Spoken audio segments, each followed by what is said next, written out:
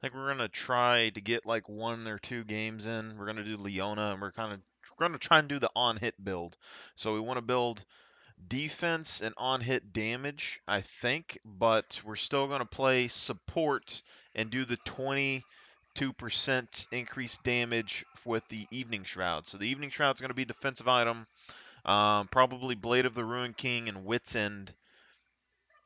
Uh, since all of our target damage is really focused on one singular target, we're going to do as much damage as possible to one singular target. Armor item wise, I don't really know if there's anything we could use that would give us. Well, actually, no, there is. Like, we could still do.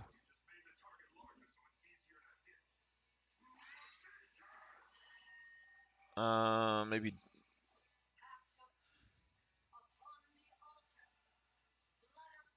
Hmm. We'd probably do either GA or we could do uh, the one that reduces the or clears the damage when we kill somebody. Could be decent. We're gonna open these things up real quick.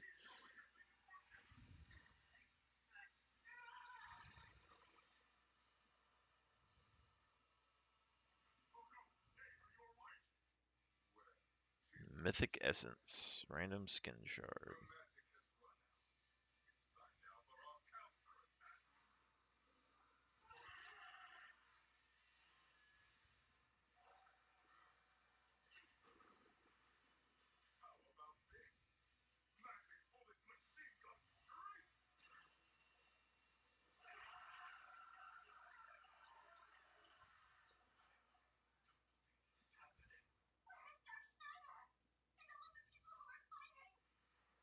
Darkstar Jarvan. It's not a bad skin.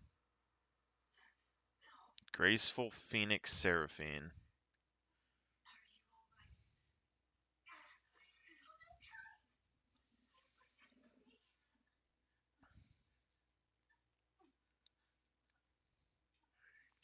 Yeah, so we already own Darkstar Kha'Zix. We can do this. Reroll. Put Darkstar Kha'Zix in there. Probably the Seraphine.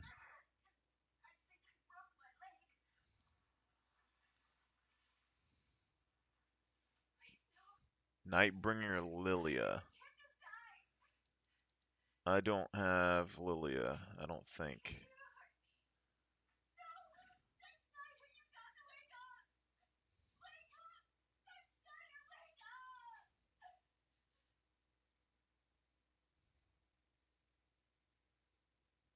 Oh, if you don't own the champion, you can re-roll again. That's interesting.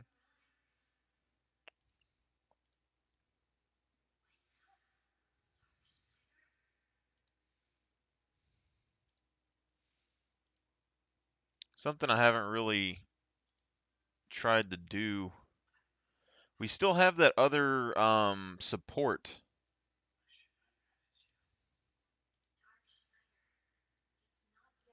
We have the horse with the lance chick that we haven't tried yet.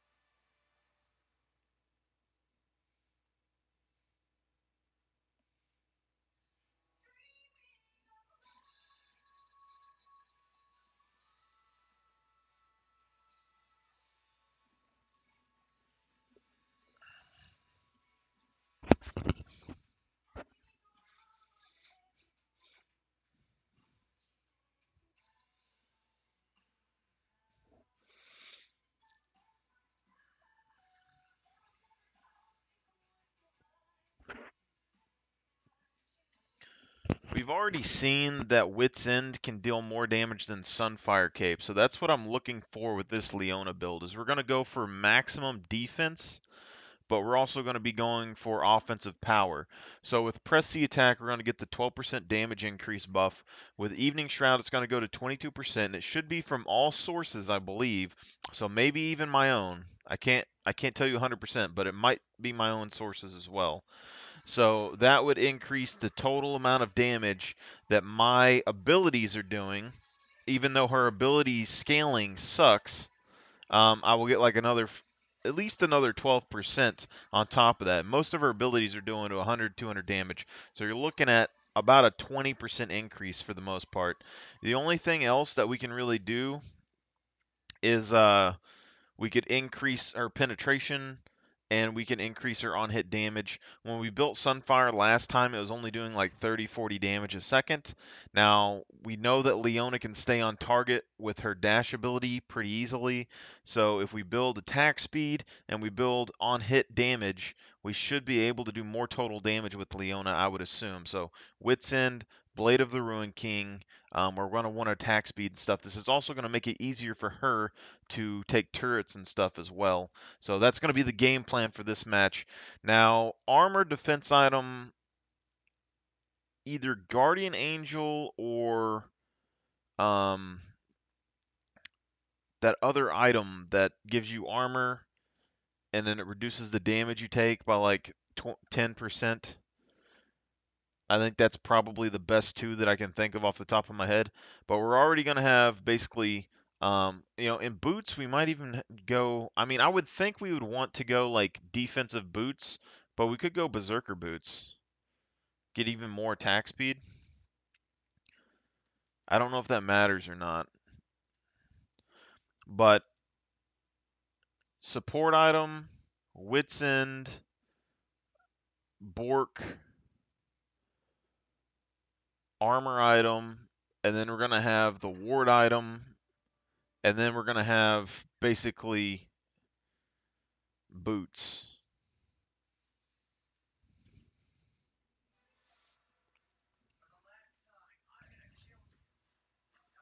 So we're going to go for AD.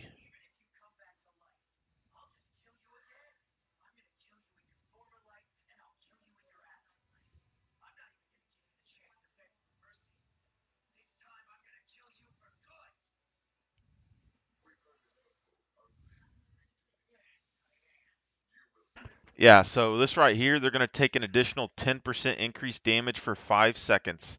So that is for me and my allies. And then Press the Attack is going to be doing another 12% pretty soon.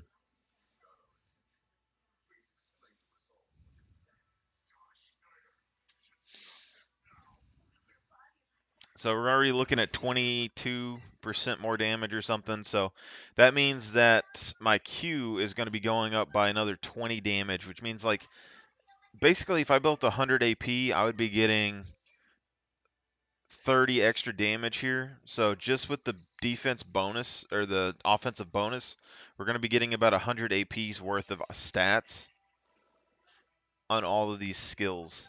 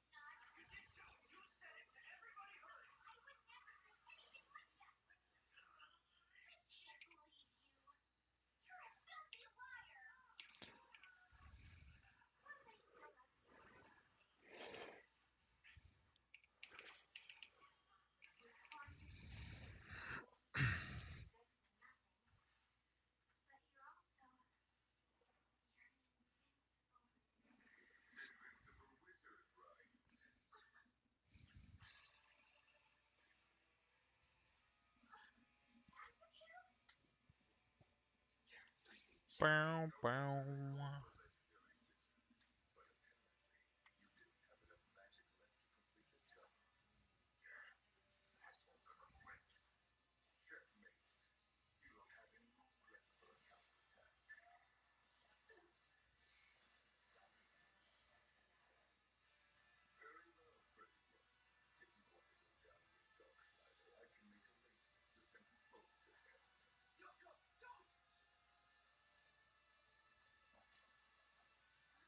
Maybe I should have maxed this first.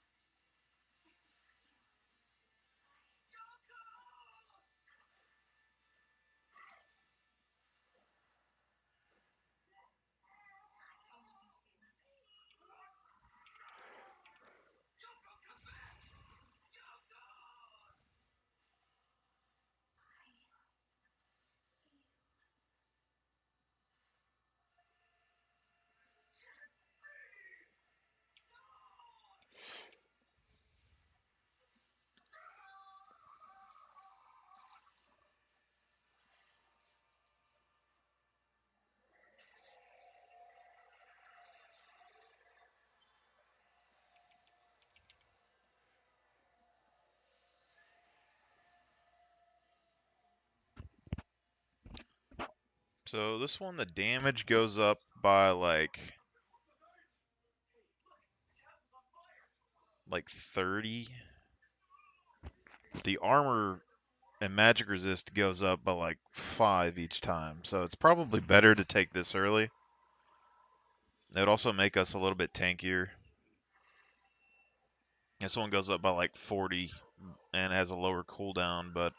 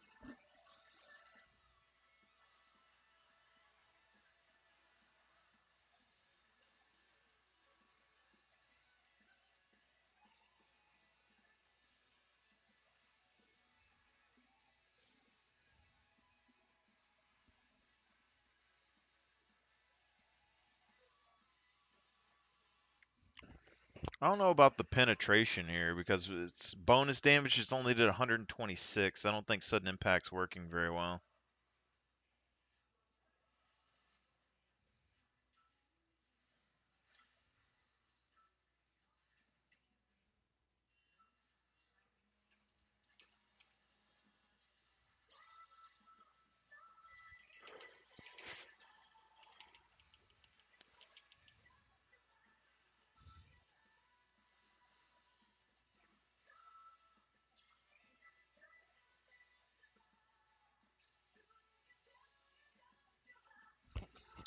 Not really tanky enough.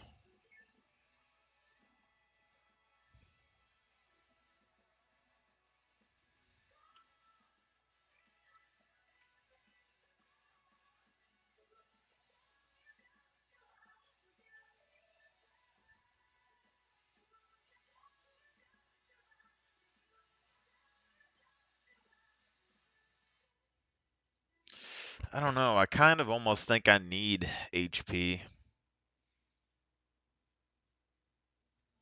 I thought maybe like I could get enough defense to, maybe either HP or I need a max W.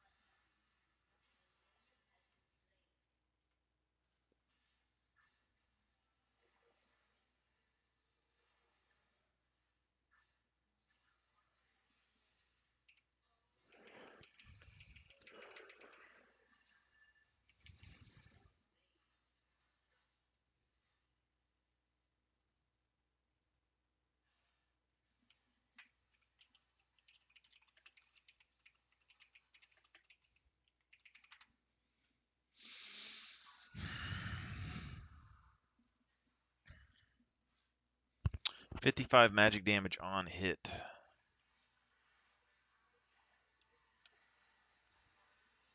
think that's based on level.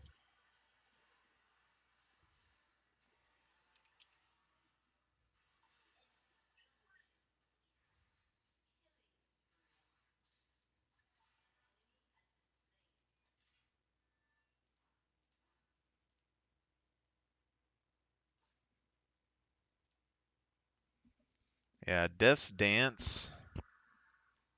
Heal for 50% of her bonus HP. Versus, think we go get Death's Dance. Probably better to go Death's Dance first item in this situation because Samir scaled faster than Twitch.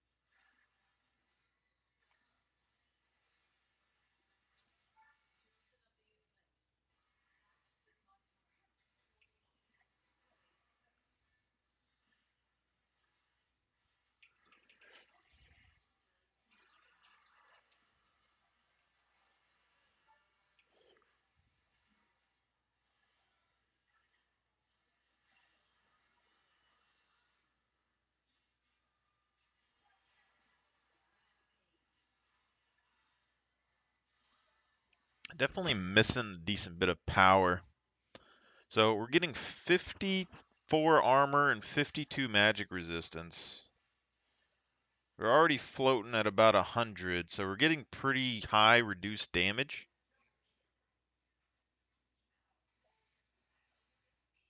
We're getting 80 on hit damage here, which is more than Sunfire was.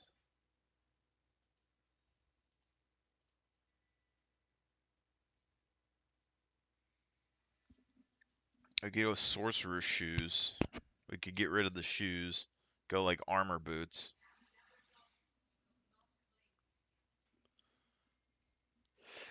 I don't necessarily feel super weak, but I don't feel super strong, and it has to do with my HP value. Sudden impact, I don't know if it's making much difference, and that's what's making me kind of iffy about these boots. Because that isn't very much extra damage that we're having here. But look at the 200 damage per auto attack.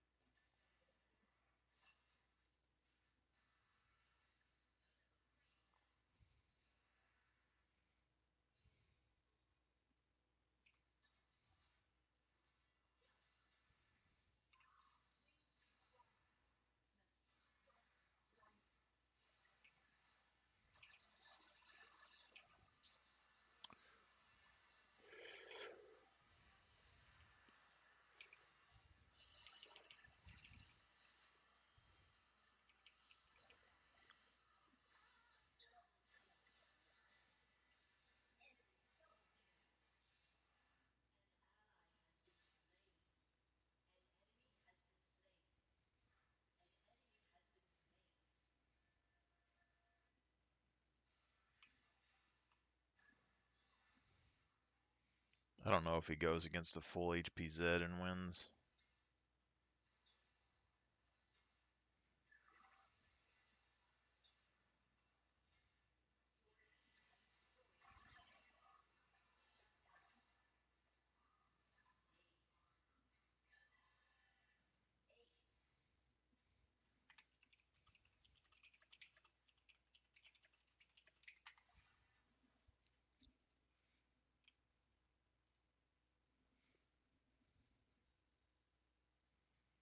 Something like Hull Breaker would be pretty decent.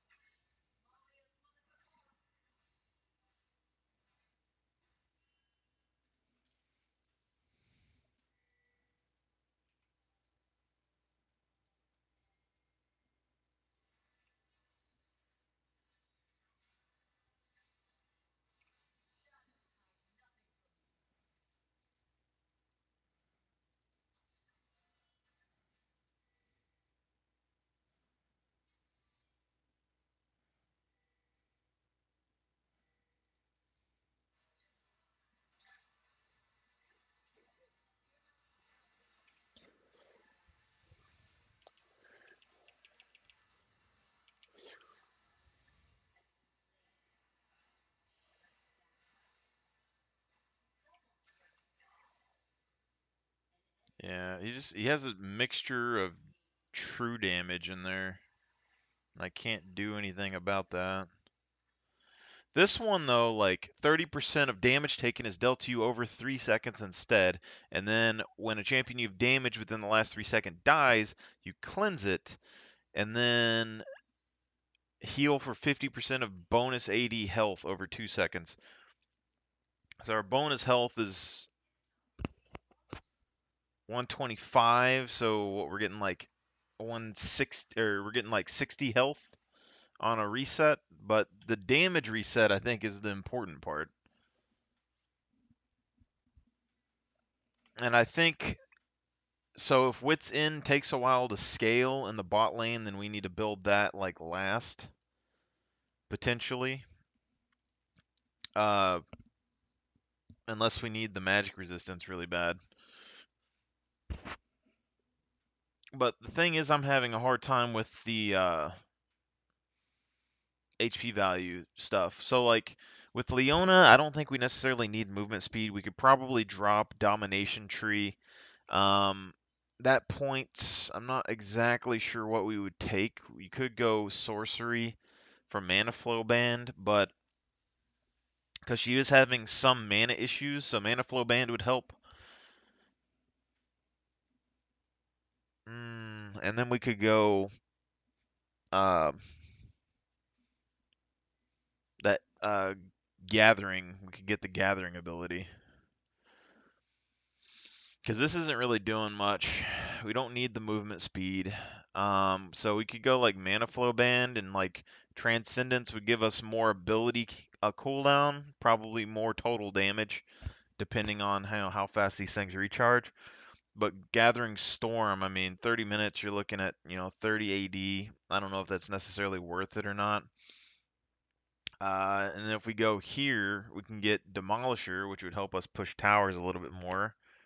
Conditioning could be good for us because they're getting that bonus armor and magic resistance by 3%. Yeah. But I mean, unflinching could be decent. Here we could go cut down. If we're not building that much health, we could probably go cut down if we wanted to. Font of Life, I don't think that necessarily matters. I'd say conditioning maybe here for that extra 3%. I mean, it's only going to be like 10 armor or something. So there is that. If we do that, we could go Overgrowth, which would give us more health help supplement our defenses a little bit by having more health. That could be pretty decent.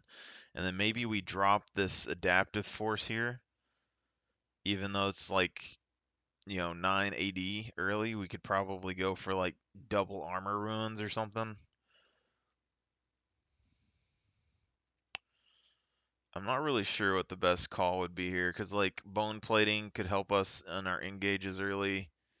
Overgrowth, I think, is going to give us the most total benefit probably, unless we go revitalize. Um, to give our extra attack speed. The other thing is like I don't know if we get our cooldowns low enough, like Transcendence would give us more total ability usage, which would give us more use of our passive, which could be good, and also more stuns in total. And then like this, like free boots could be good. So I'm a little split because this isn't going to help us much early, and this is going to be okay, but I don't know how well that's going to work. I think we go Mana Flow Transcendence, and then we'll go Cooldown Run, maybe get some scaling, well, maybe not even care about scaling health, probably like double defense, or we could go this with Adaptive Force.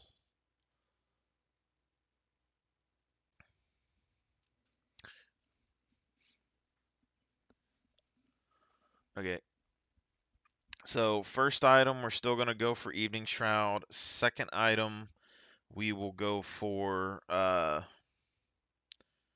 God, I keep forgetting the Death Cape or whatever that thing is, so that we can remove the damage that we've taken. So if we're able to kill somebody within 3 seconds, then all the damage we've taken will be basically removed. I think that's going to be really good. It'll also give us additional attack damage onto our champion, so that's going to be pretty decent. The other thing that we could do, so in this, I think we're going to go Sickle for extra AD because we're not really caring about health pool so much. Um, and then we're going to max W first this game instead of everything else. So this gives us pretty much the same cooldown, but we don't get as much resistance going on here. I don't know if we want to hard engage this Silas. I don't think we want to. I'm just going to start with the Eclipse. We could go for Triumph, which would give us 10% of our health back. And I believe, like,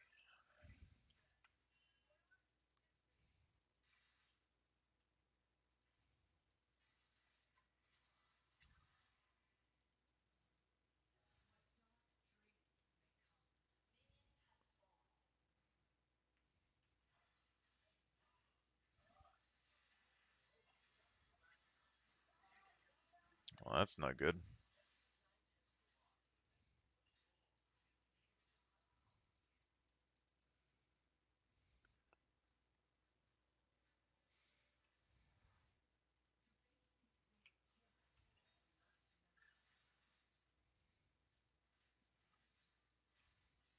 Silas got pretty low there.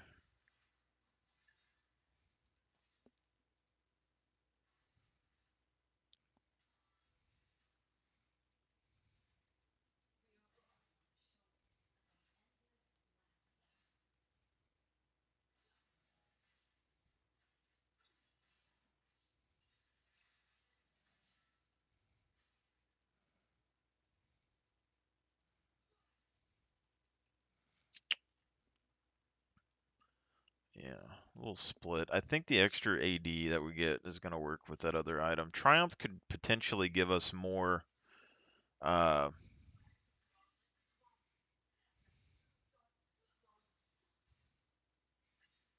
could give us more.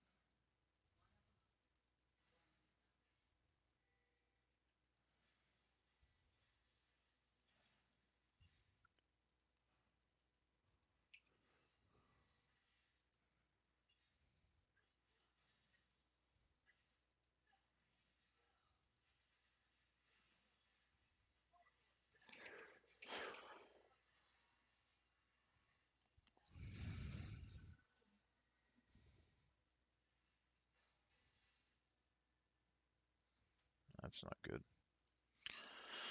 Okay, so we're gonna go recommended items, Evening Shroud. We're gonna go ahead and build this. I'm guessing we don't care about the boots early. I don't know if we're still gonna go penetration boots. We aren't getting much benefit out of that. We could go armor boots instead, or eat like some sort of defense. I mean, these two got magic, and then we got two ADs, but he's more skill shot focused and he's more like ADC focused. So Jax, I mean, has both, so it's kind of hard to build against. A little split on this setup.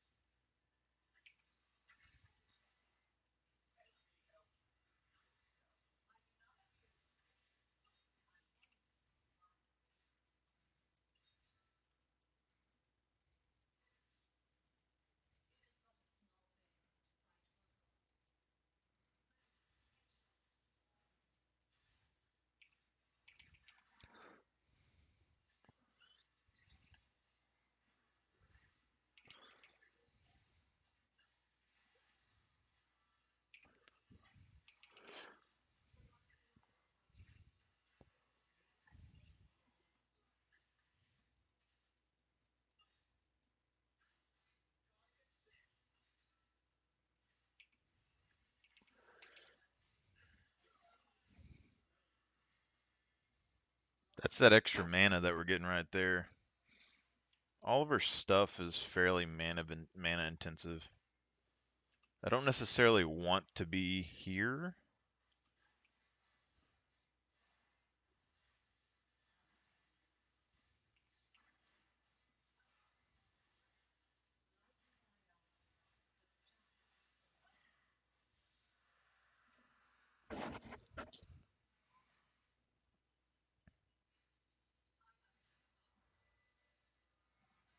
Alright, so here we're going to go here and probably boots. And then I'm going to go and find armor. I guess, where's Bork at? Go ahead and buy a dagger. So we're getting an additional 10 damage here. Which doesn't seem like much, but it is something. So we got 15 armor and 10 damage, and we got the 25% movement speed. So we should be able to run Ezreal down. He has the same dagger we have too, so.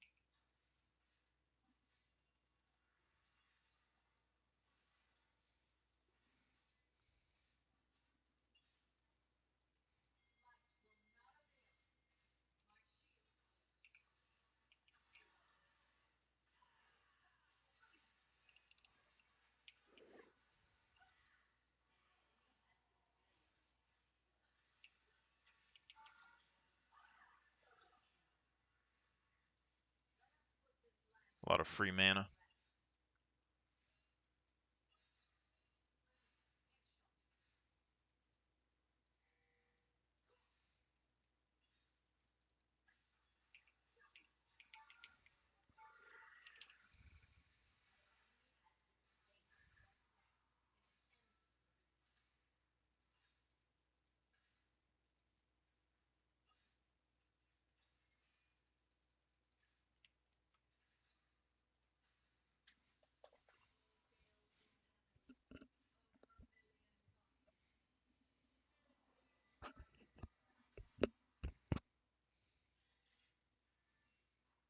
finish this by pink.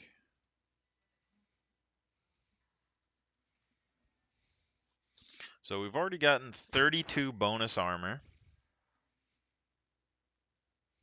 which I think is helping us a decent bit right now. Plus it's doing AoE damage.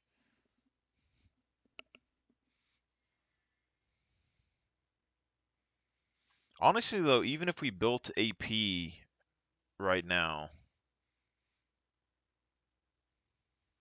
what's the cheapest AP item?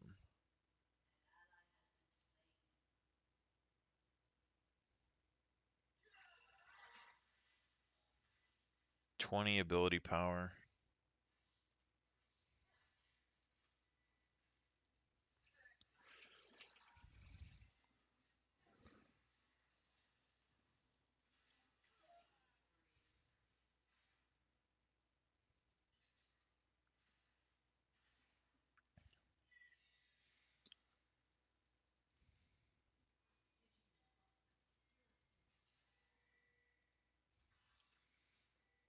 So we had 20 ability power, which would give us like 5 damage on most of our stuff. Not ideal.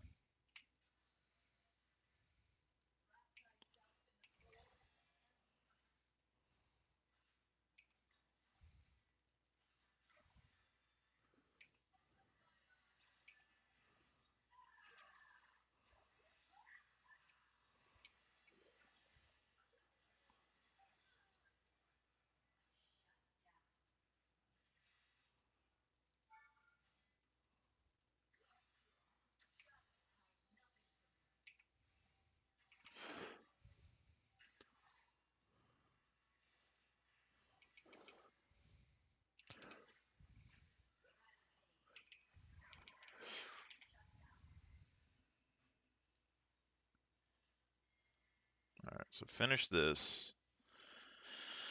Now, AD, I think we have to go armor boots.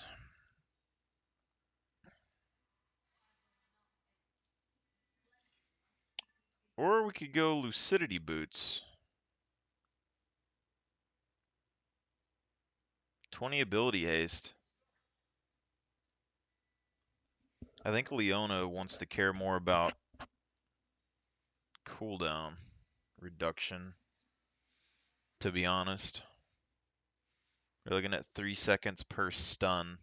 Like, if we have enough mana, if we can keep our mana up and we can keep our stun cooldown low, they might not ever get a chance to attack us back, and that might be what we need to do here.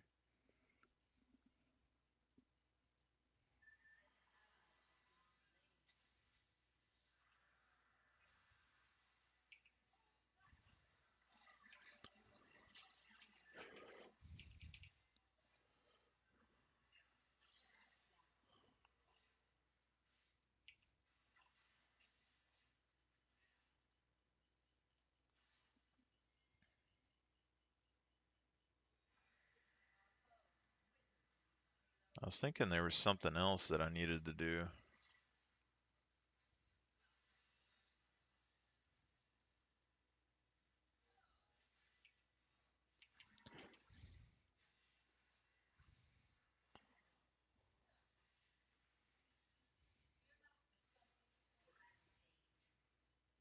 Damn, that feels bad a little bit.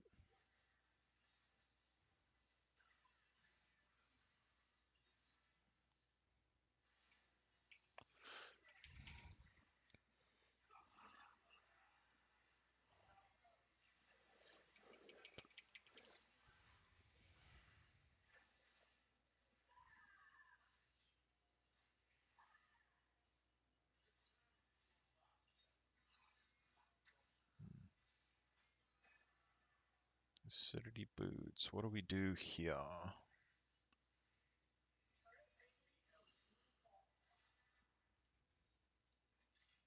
I'm gonna go armor. Drop that one. Death plate. Death stance.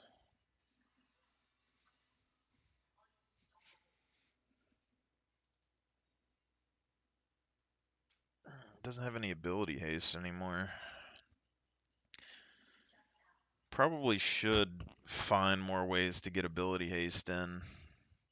Also, if our ability haste is low enough, we might not even need any more attack speed. You know? Because we could like stun like every 2 seconds or something.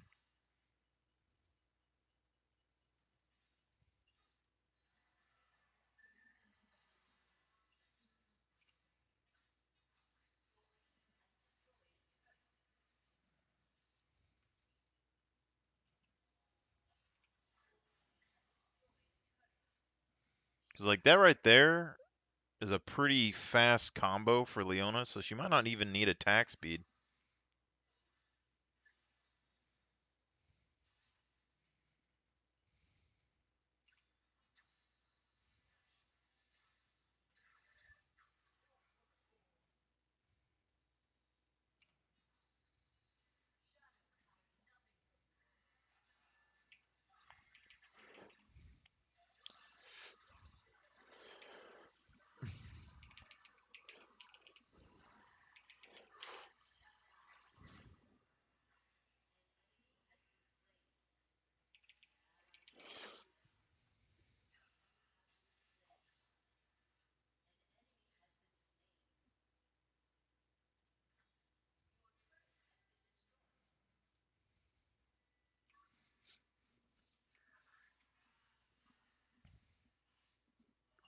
See, this is still 600 and something damage. Since it's 40. Yeah, so like Evening Shroud is out damaging most of these other items, but these items also have extra damage on top of them. Like even this, but he's also doing 40 damage per auto attack, but we've like did way more total damage with this right here.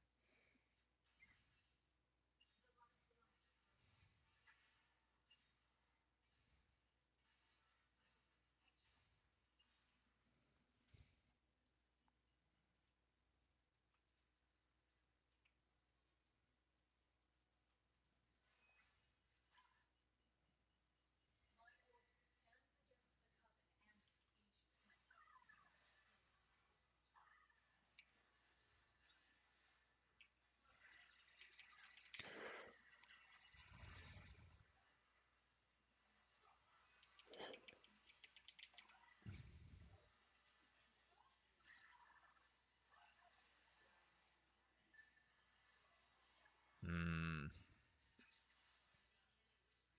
You're getting 46 bonus armor and then plus 20% more armor. It's like every armor item we buy, we get a 20% benefit, is what I'm seeing here. But it's like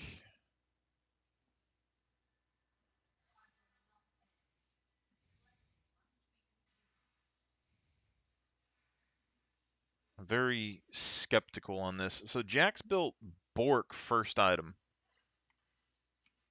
and he's doing pretty decent.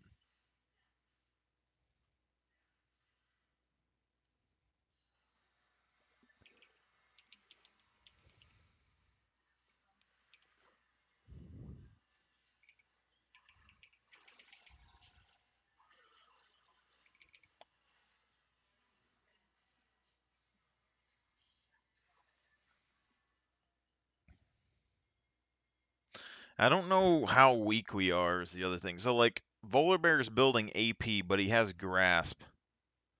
You know?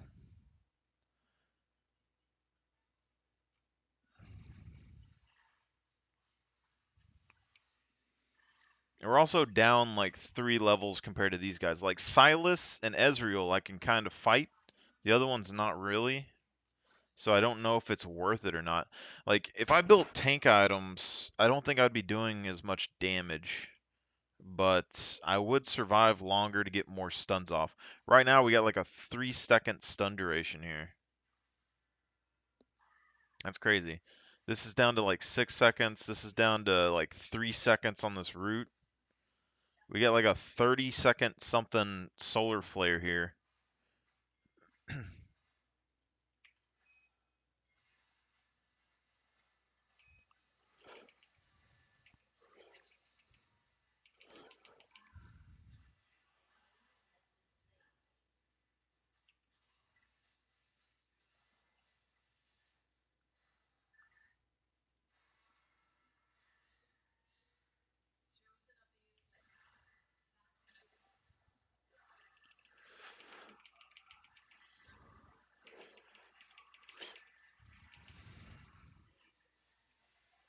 It's like that Volar Bear is doing some work right here.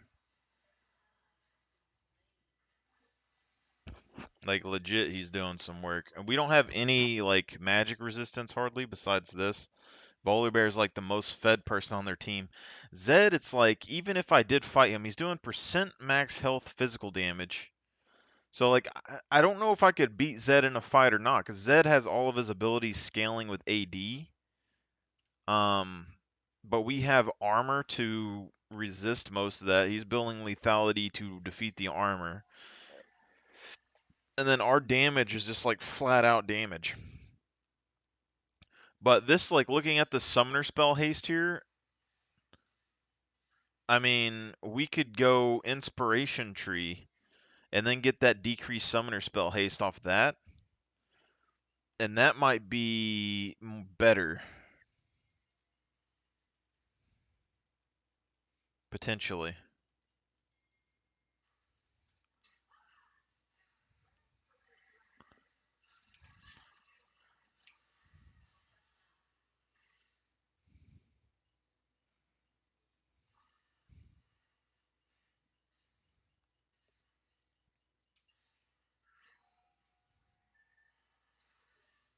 Where's this Jax?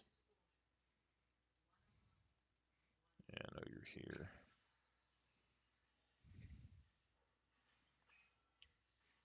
Like she has a really low cooldown on her ult, just naturally.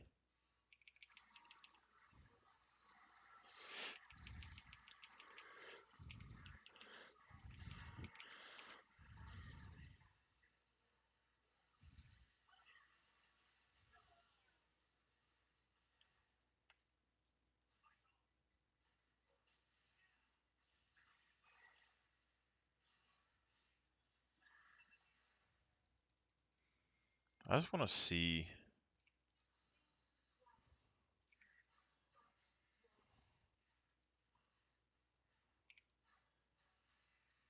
I can't tell. I think it does. Because this is an on-hit effect as well. So it should be counted as an auto attack.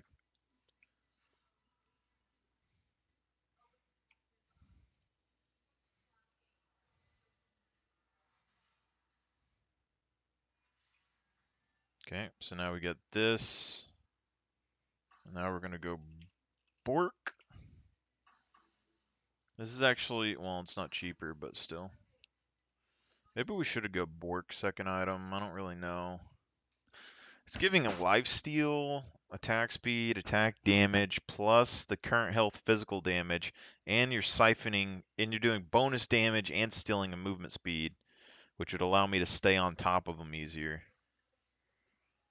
So I think all of that is pretty beneficial. Doesn't have any.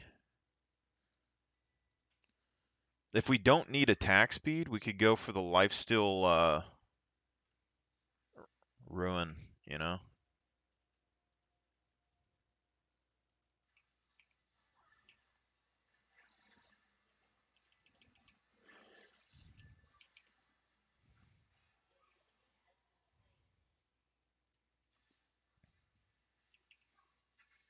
We gotten a lot of like resources back from this as well, but like if we went Triumph, we could get 10% of our health back, which is only going to be like 40 health. But this thing, I mean, it's giving us 50. So we kill, we gain back like 100 HP.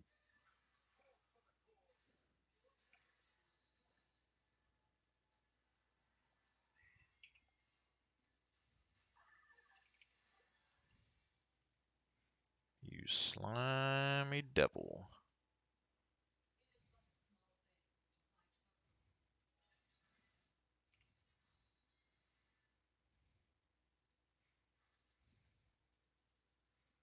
Daddy Silas.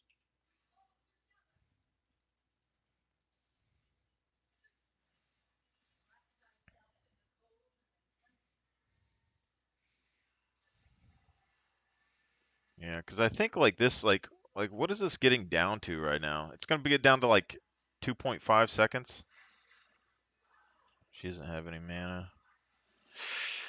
Yeah, it's a dead person. If this gets down to like 2.5 seconds, like I don't know if we necessarily need any attack speed. Then we could go like, um,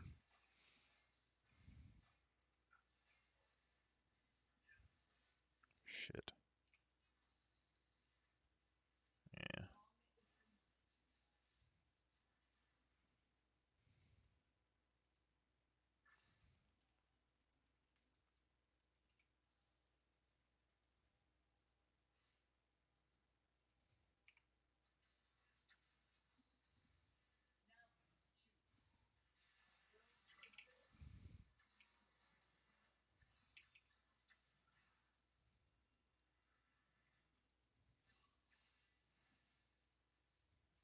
What even got going on? We got about 200 extra damage. We got about 200 extra armor. We still need the magic resistance.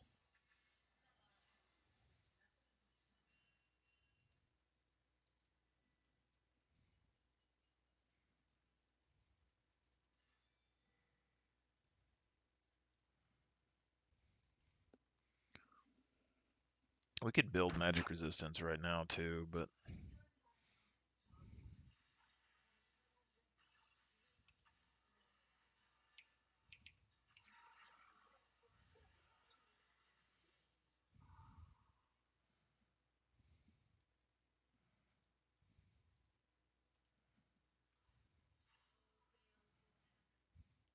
I mean, this right here is already down to like 34 seconds.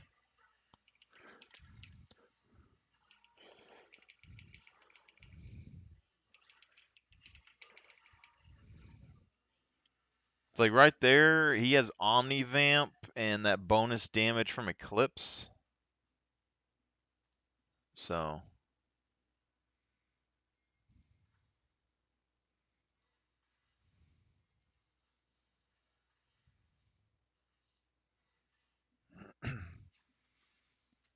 I think Bork would probably give us more total damage early than Death's Dance. I mean, we're already getting the armor off of everything else. Bork would give us more total damage and burst. So it probably would be better to build Bork's second item if we're going to do this. I mean, that's 103 magic damage and the 25% movement speed after.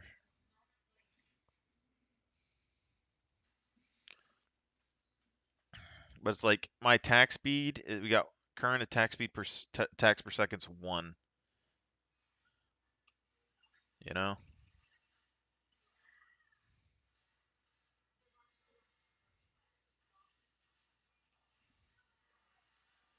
Well, that's not good.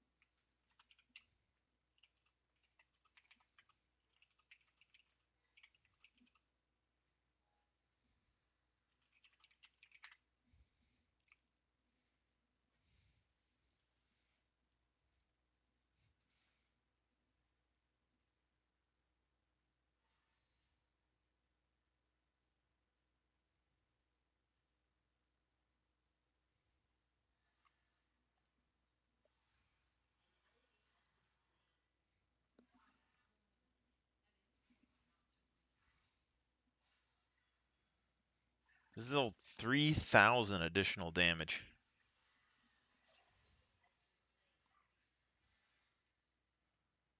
3,000. bonus damage.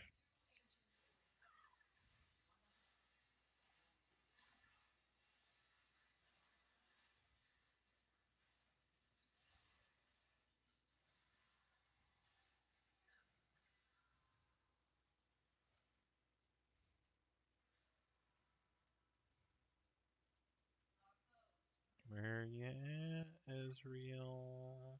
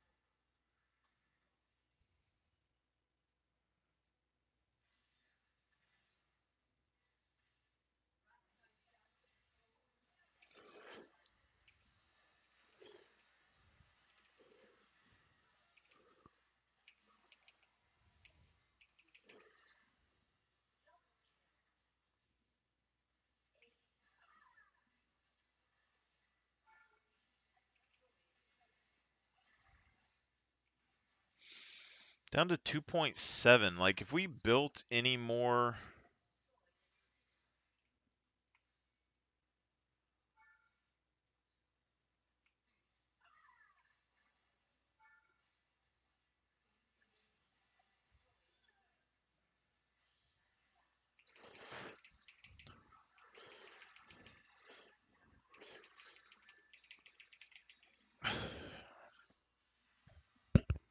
See, like that right there. Zed survived because of this. Because his abilities are doing AoE damage, so when he does the double swirls, he's getting way more AoE damage, and he's getting more AD from something as well. So that's a pretty good item. I've always liked Titanic Hydra, or not Titanic, the Ravenous Hydra on Zed, even when people stopped using it, because the wave clear was so good.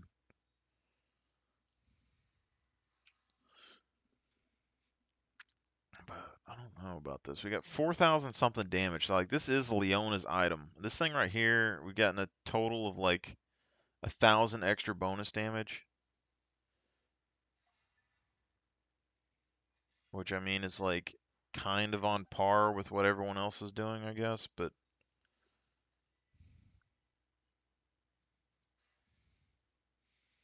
so this is doing 12% of their down, and then we get 82 magic damage.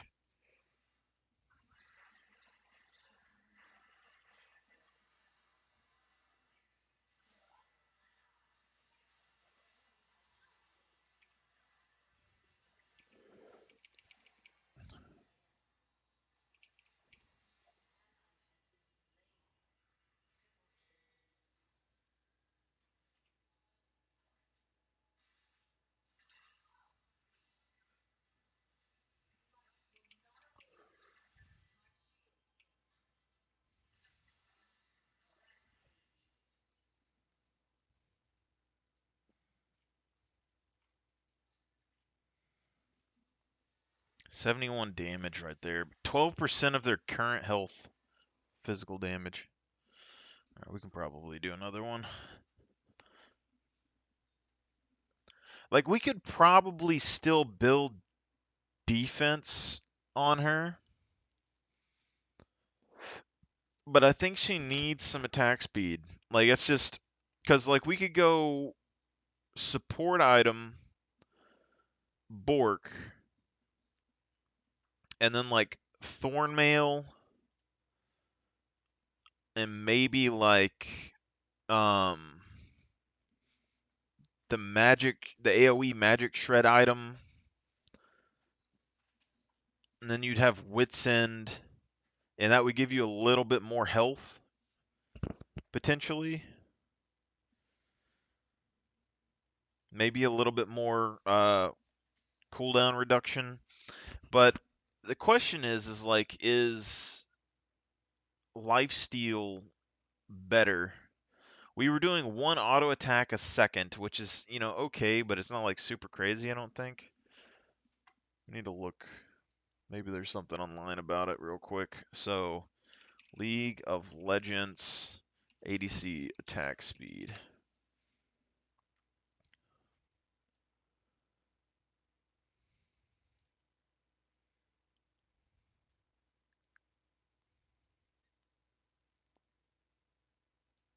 $25 per percent point.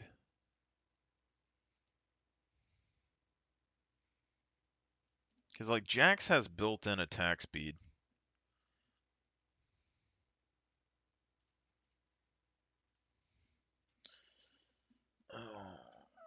Because this right here gives us additional gold. We could get 10% of our missing health returned. If we got our missing health, or if we got our total health to like 3,000, I mean, you're getting 10%, so you're getting like 300 health per kill.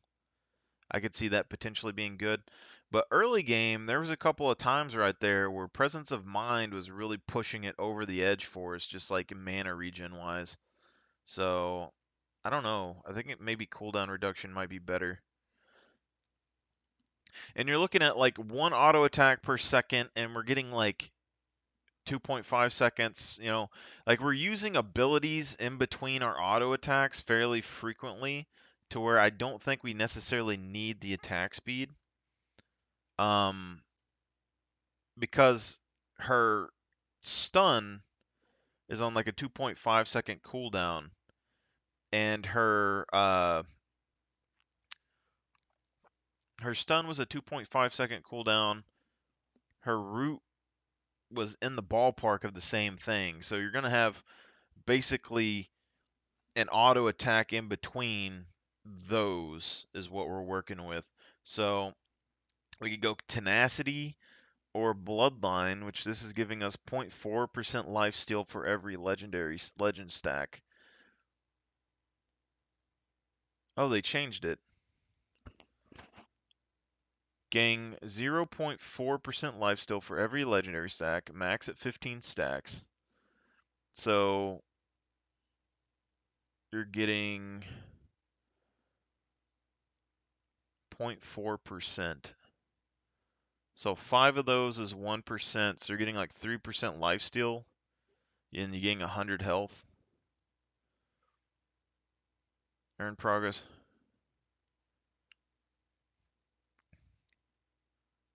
0.4% life steal.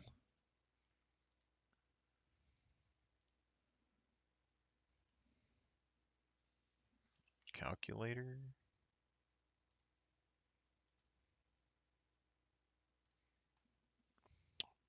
0.4 times 15. 6% life steal.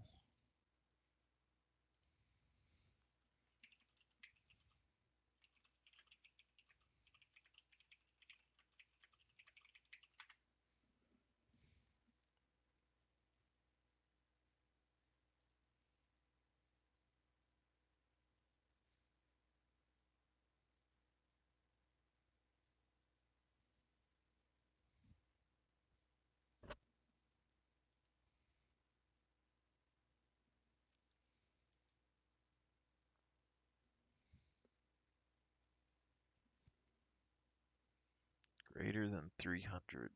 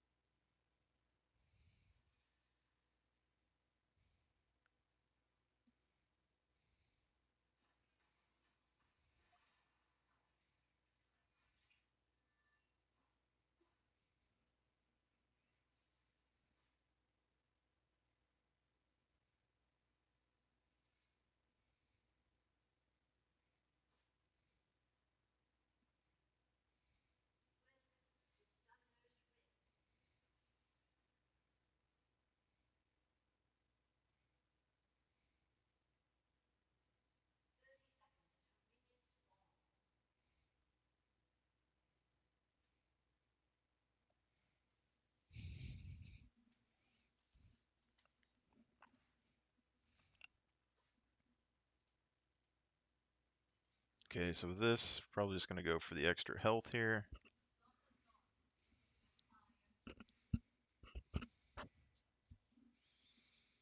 Okay, so we'll have a little bit less damage, but it shouldn't be too bad.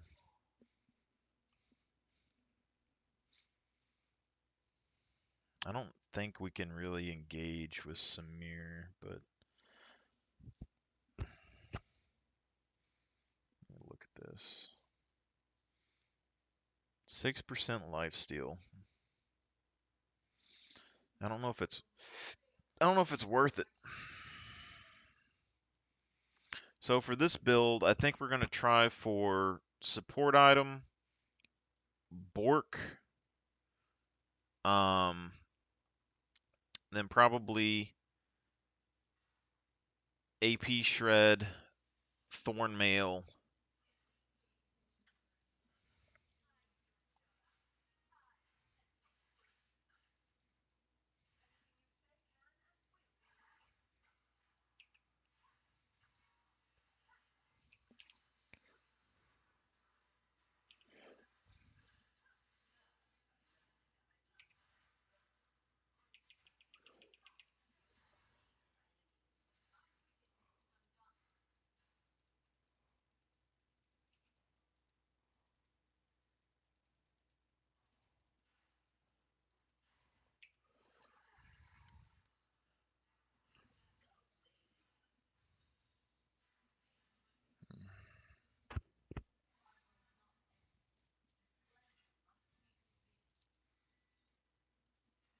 Support item, Bork, Thornmail, MR item, Wits End, armor boots, maybe.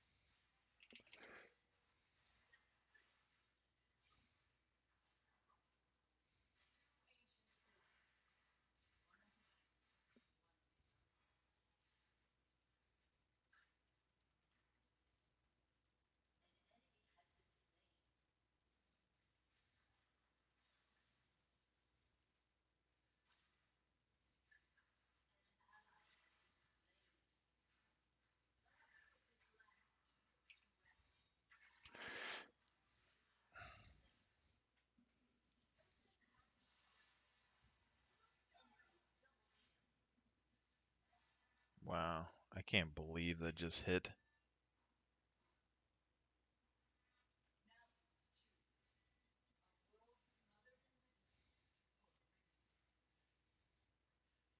That was like on the very edge.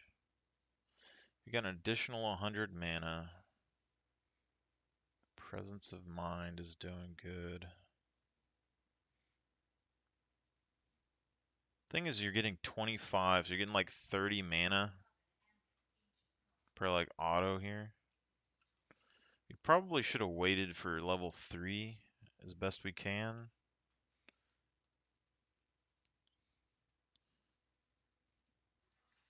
Thing is, Leona is like, or not Leona, Morgana is like slapping us pretty hard.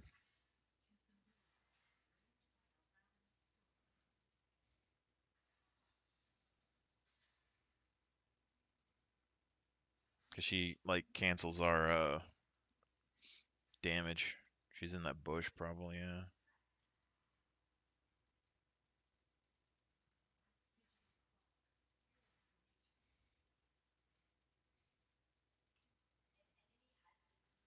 Samara really isn't too strong.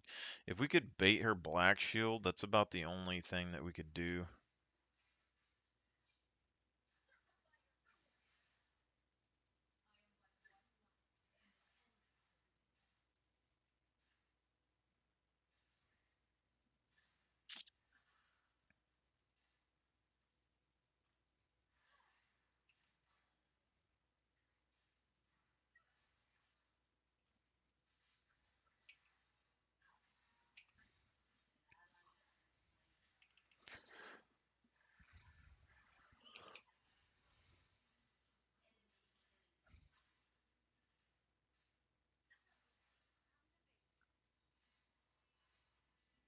There's no real way to do anything down here.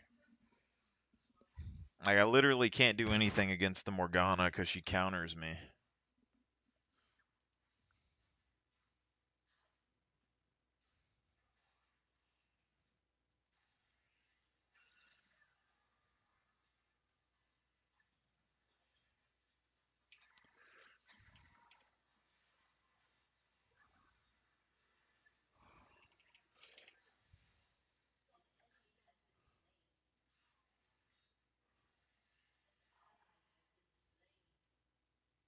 Can't believe that just happened.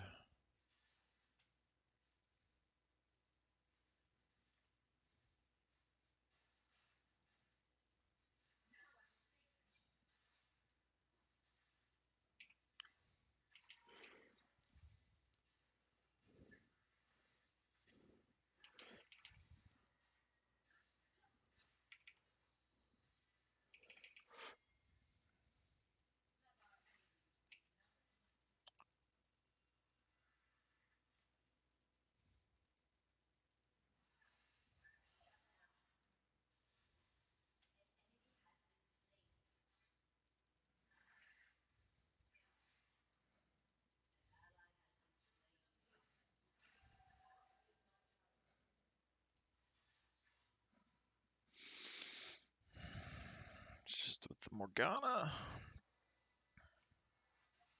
I don't know. They have 3 very strong AP champions here.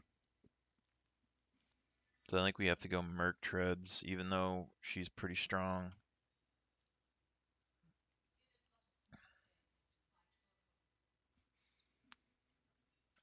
The other thing too, though, I mean, like when we look at like magic resistance, Force of Nature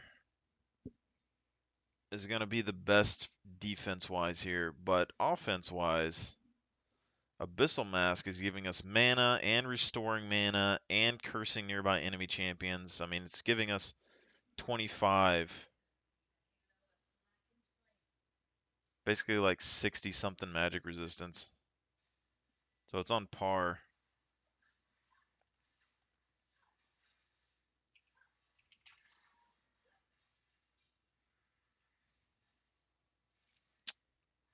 Like we can't do anything here. Samara's way too low level, and like she'll literally just get poked out of lane right now. That's all I know.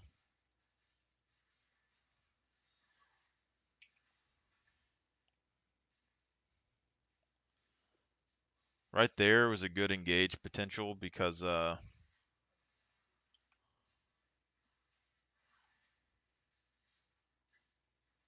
black shield was down.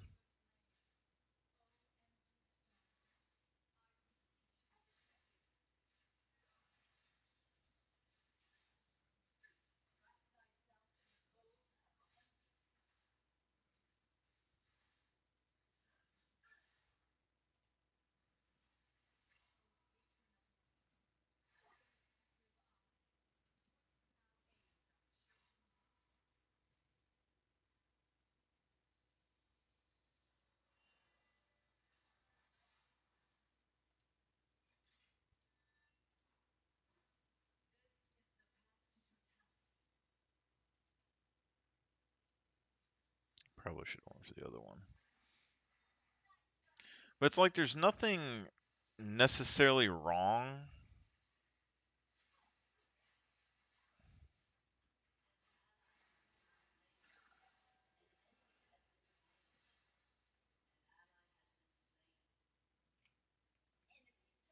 She doesn't have boots, so there is that.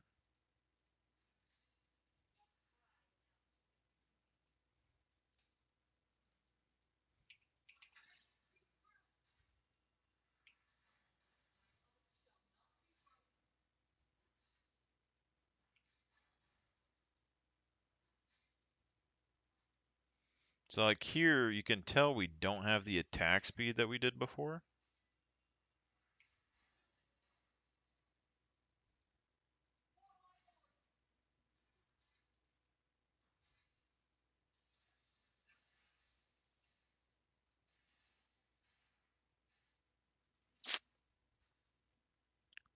Yeah, we don't really have the attack speed at all. But we don't have very much like loss. Like we look at her. I mean, actually, she's at the same attack speed.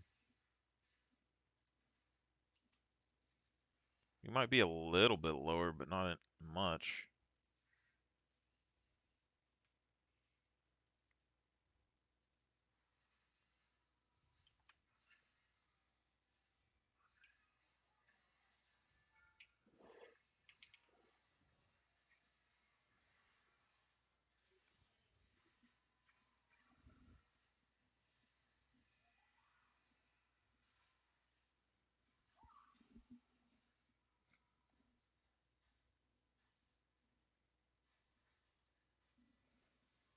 Hmm. Oh, there has to be a balance here. Let's look at like, let's do attack damage. So you can get attack damage. Let's do health. So this is magic resist, attack damage, and health. Let's do armor. We got those two for that. I got attack damage and health. Like I could see Gore Drinker working on Leona. AoE effect, ability haste, has Omnivamp, dealing a good like AoE damage. But also Trinity Force I could see working too.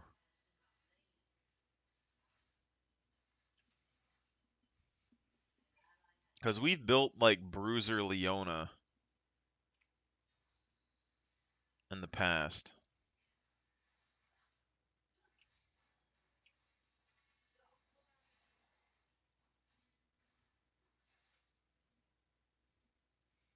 This Mordekaiser's in the Dragon Pit. Can't really fight him though. Well, that's not what I expected.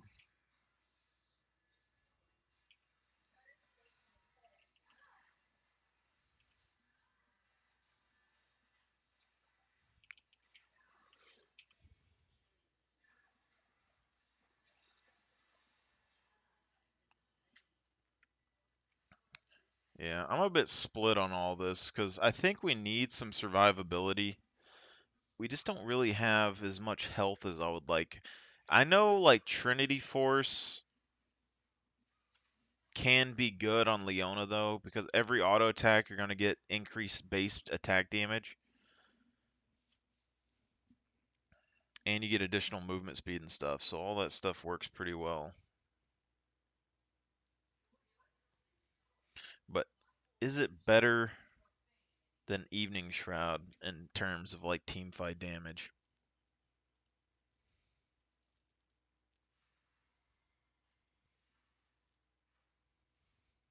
I would say the benefit of Evening Shroud is that it gives you like a flat rate with all of your skills pretty much.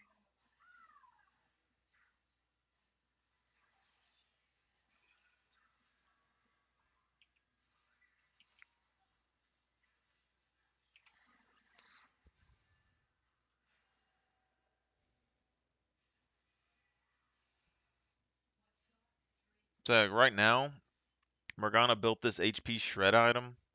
I don't even have HP and it just chunks me.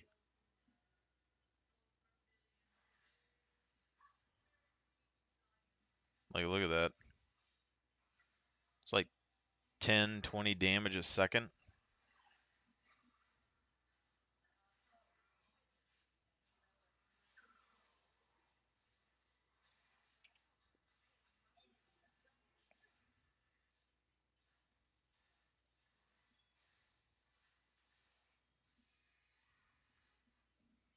Ten, 20 damage a second.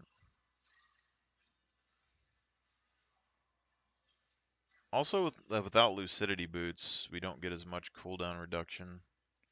I didn't even think about that earlier. I want to look at some of this other stuff, though. So, like, if we go over here and we look at these, it's 10 ability haste on that. Nothing on this, though, but this gives us 10 ability haste. And that extra HP, that penetration, which would be really good. And extra mana, but also 500 health.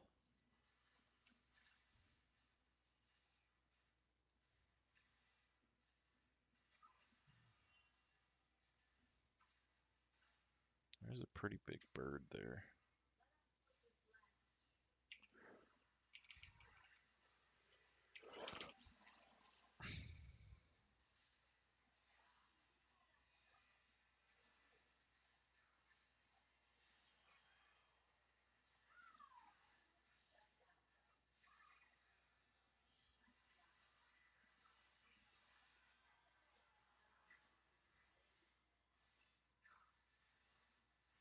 I think Mordekaiser probably could have killed her right there.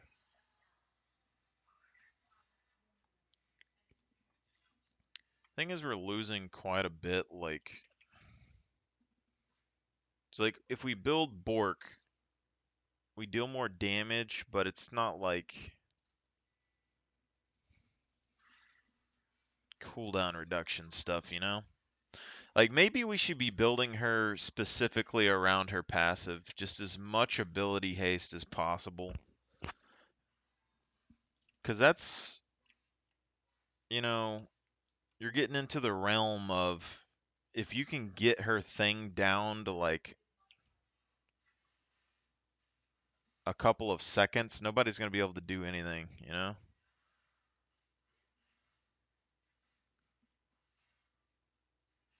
That's probably how you're supposed to build her, to be honest. It give you more total defense, more total damage, potentially.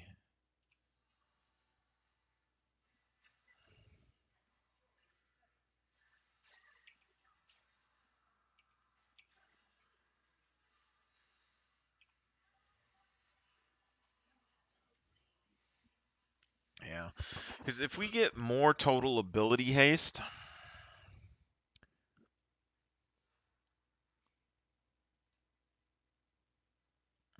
I would almost say it would be nice to have it with Ultimate Hunter to get the ultimate down to like 10 seconds. But because Leona has a really short cooldown ultimate, and it has pretty good scaling, you could probably build her as like a burst mage or something. But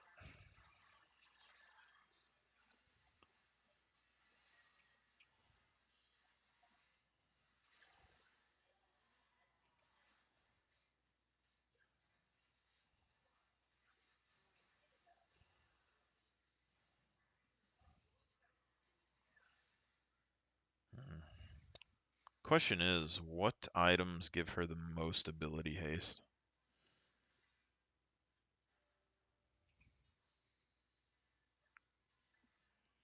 Yeah, because Jax has like, I think, two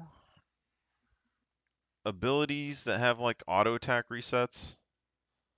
So that kind of makes sense. And he has like a natural like attack speed that he gets. Leona doesn't have natural attack speed, so it might not be worth it to build attack speed on her. I don't know if I have enough. I might have enough time for one more game after this. Oh, I didn't. I thought I finished this. This game's bad. If we get him to surrender, we might be able to play another game before I have to go to work, but it's debatable.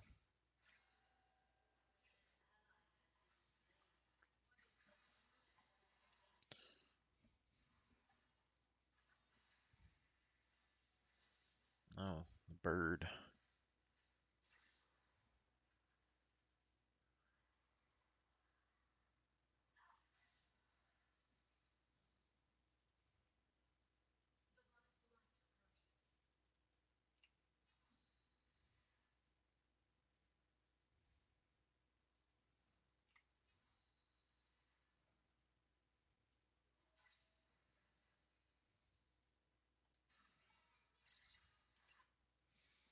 Yeah, we're gonna look.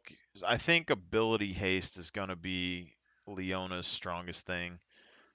She has targeted removal and a way to stay on somebody, or targeted crowd control and a way to stay on somebody. So if we could get her Q, for instance, down to like 2 seconds, or even her E down to 2 seconds, insane amounts of damage.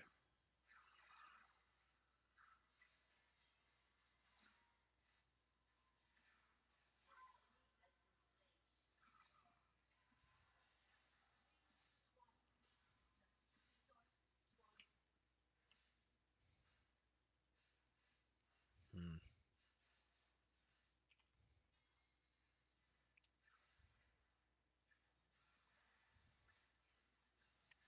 Okay, so Morgana kind of fucked up right there.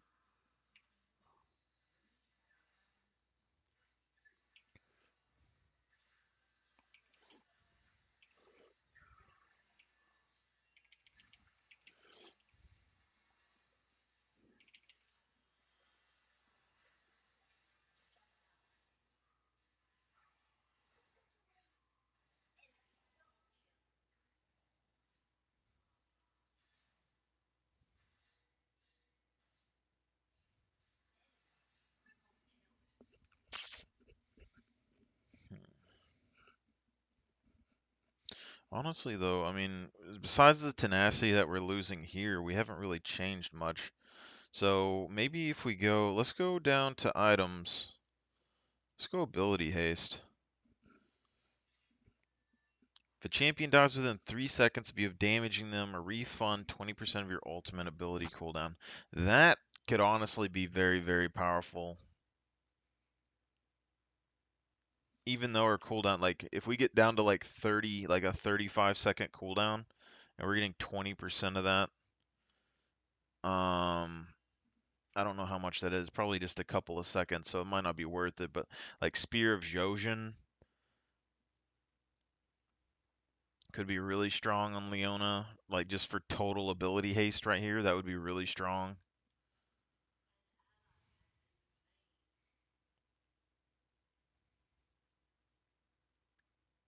10 ability haste, 10 ability haste. Got like 20 ability haste right there. I'm really split on this.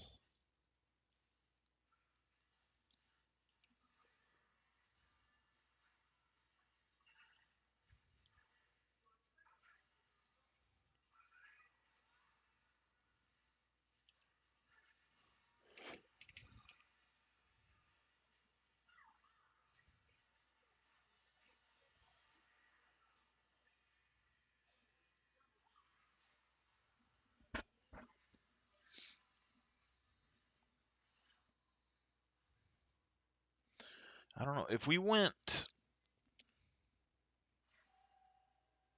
8% of your, you get 20 ability haste. Your non-ultimate spells gain 8% bonus AD ability haste. And for Leona, it'd be 4% of it. So if we got 200, if we had 200 AD, we would get like 8 additional ability haste. It's not necessarily worth it, I don't think.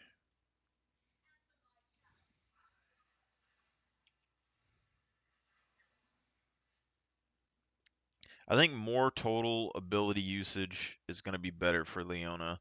Um, I also think she's going to be in a situation like Thresh. So I think we go Inspiration Tree. Somewhere on her line, we go Inspiration Tree. Actually, I don't even know if that makes sense.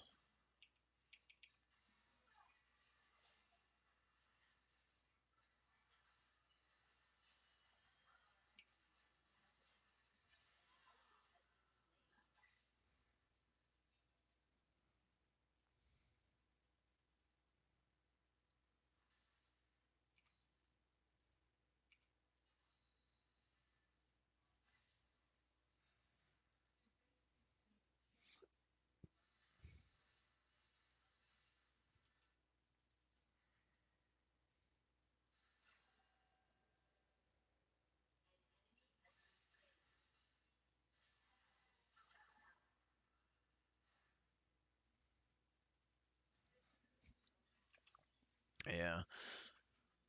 I don't know how that works either because so if we go Triumph, that's going to give us more total health gain.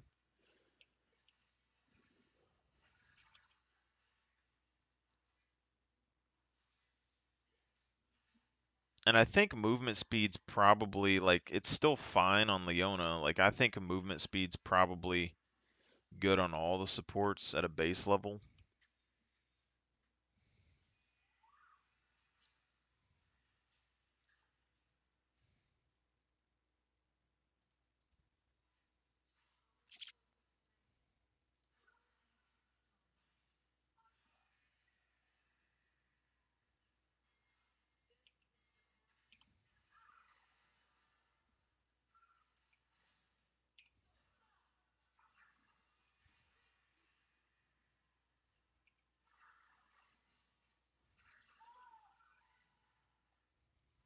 See, but this mana regen's really good.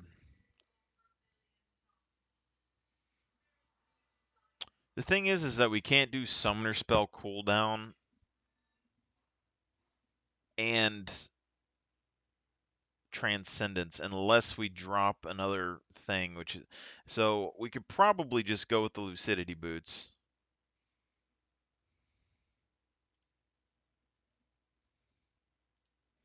What do you even need right now? We need magic resistance and armor.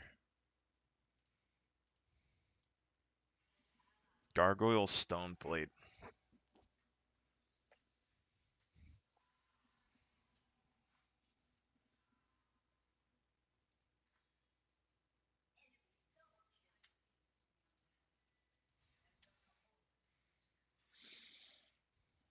Mm. There has to be like a max. I'm assuming like a 2-second cooldown has to be like the maximum on Leona's stuff. Like this one's getting down to like 4 seconds. This one is already at like 3 point something. We know before just with Lucidity boots we had it down to like 2 seconds.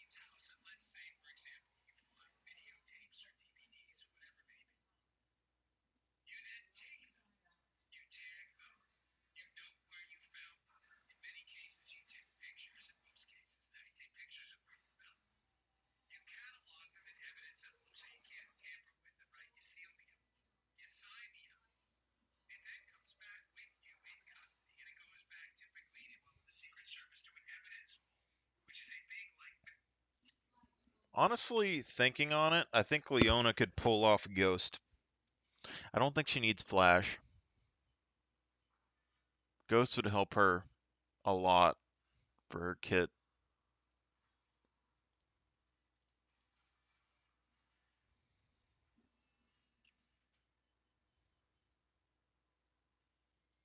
So this is going down 3.9. This one isn't even close to where we had it last game.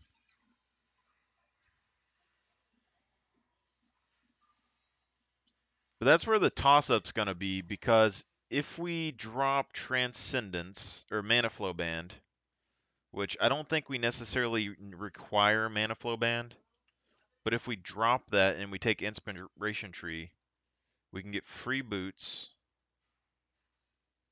or Hex Flash.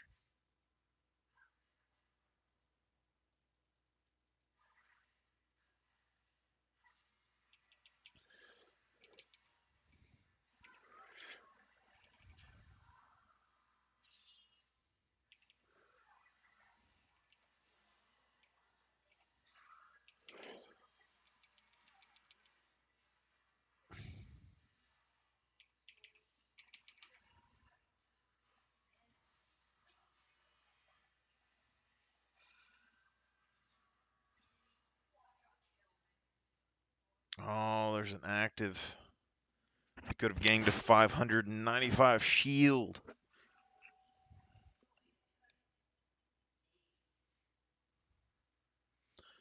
But also we could build the HP item on Leona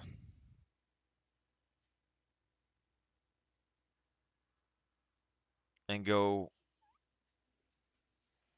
like, if you wanted to build her for personal damage, we could probably go Aftershock in the HP item.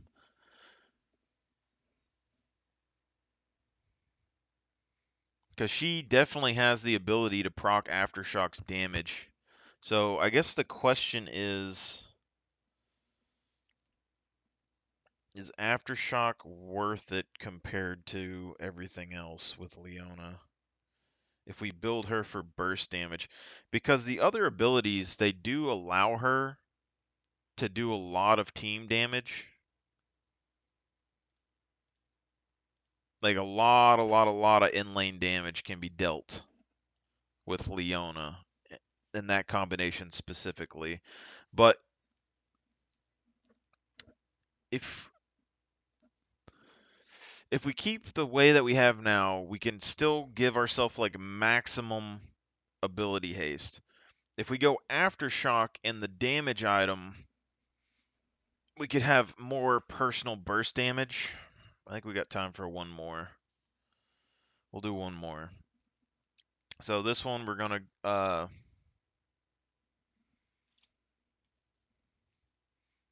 we can't. I keep thinking that we can go Inspiration Tree and then double up Lucidity Boots with the Summoner Spell cooldown thing, and then you'd have like Ignite or something on like a 100-second cooldown, and you could just spam your Summoner Spells because they're really powerful early. If we did the Aftershock build, I think you'd go Aftershock with the HP item, and then you would do Inspiration secondary instead of what we're doing, and then you could decrease your Summoner Spell cooldowns a whole lot. So, like, if we went burst damage, you'd go like here. You could go Fawn of Life, but I'd probably go Demolisher. Probably early game Bone Plating, but you could also use Conditioning because Leona has all that extra armor and stuff you could get bonuses for. You could probably go Unflinching or Overgrowth, and you go the HP item, and then here you would do Cosmic Insight, and you would do probably Free Boots or Biscuits. And that would give you like the most total like packaged early game, I think. You had defense, you got damage, you would have a little bit of burst. You could build Demonic Embrace with that if you wanted to. to get AP scaling and burn damage.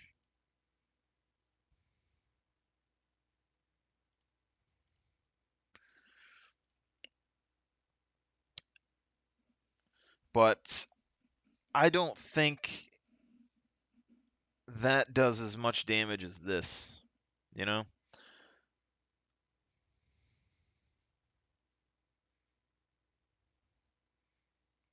Because as much as Aftershock, like, I could 100% proc Aftershock and the other item. So you're looking at like 500, 600 damage. But we've already seen, like, that other item that we used can do 3,000 plus damage fairly easily. Like, we would be able to proc the HP item, probably no issues. I'd assume we'd probably have no issues with that.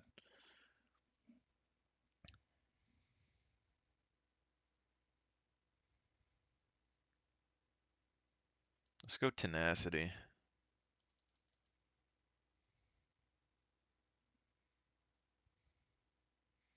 So this one, since we're not going damage, we're going to go, like,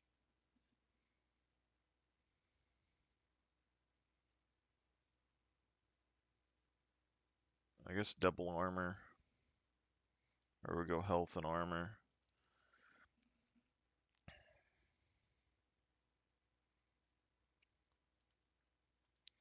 Yeah, because I mean that thing, we know it's gonna give you like 1,000 health, but Leona has no health scaling. And then if we went like second item demonic embrace, you would get burn damage, for a percent of their HP, and then you would get like 100 additional AP. So like 40 of that would go to each of your skills. So you get a little bit of burn, and then you get 40%. Well, you get 100% of it, or 80% on your alt. So that one item, you get 80 damage to your alt. You would get 40 damage to your Q.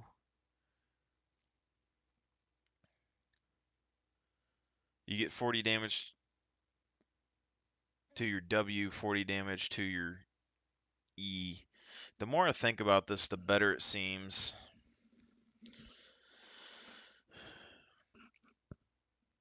Because even though it's not very high scaling, you would have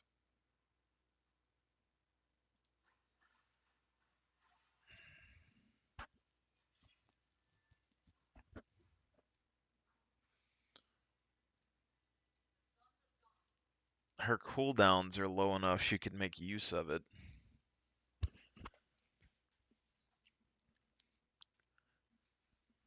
Because let's say, so if we ran Aftershock instead of press the attack, right?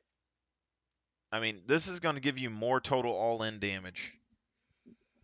So there is that. It's going to give you more total team fight damage, everything that you would want.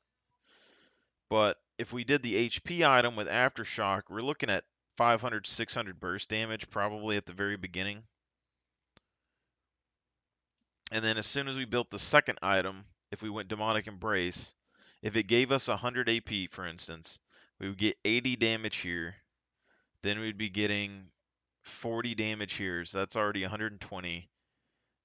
Then you'd be getting 160, and then you'd be getting almost 200 extra damage for one item, and it would start scaling off your HP. And that's 200 extra damage that you could put down like every 3 seconds.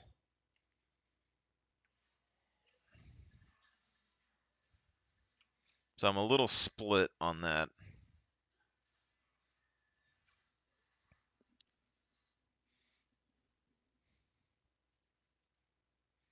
But conversely, putting a 22% bonus damage effect on enemy champions, that's pretty big.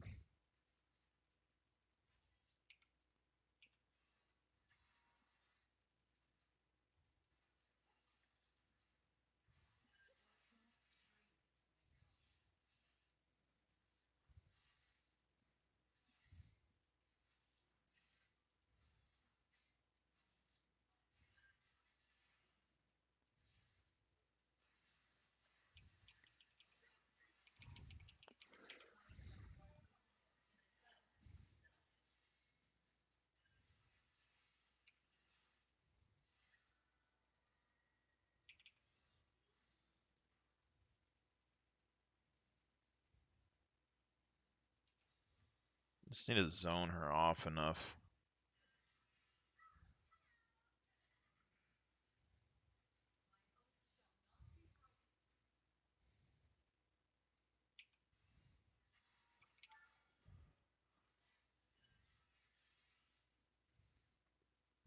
Alright, I'm out of here.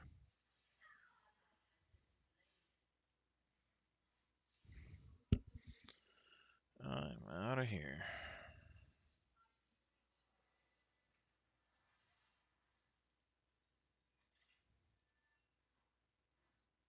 Let's go ahead and grab this. So we want as much cooldown reduction as we can get. But yeah. Yeah, I mean, even if we could get an extra 200, 300 burst damage on that, I just don't know if it's worth it or not. Because, like, you're giving up 20% damage bonus, you know, an ADC that could probably do like 1,000 damage in a couple seconds. You're looking at like another 200 and something damage a second,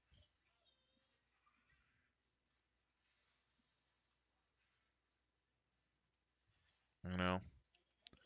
Plus my bonus, like my passive, like you're giving like the 200 damage from your ADC and the 200 something damage from my own abilities. That's a lot of bonus damage.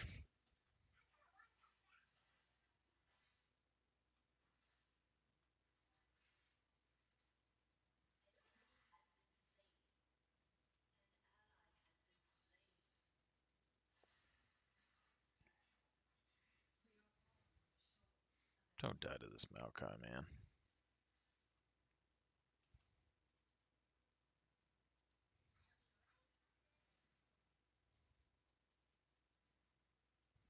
Fucking tree. There is a Zed here, though.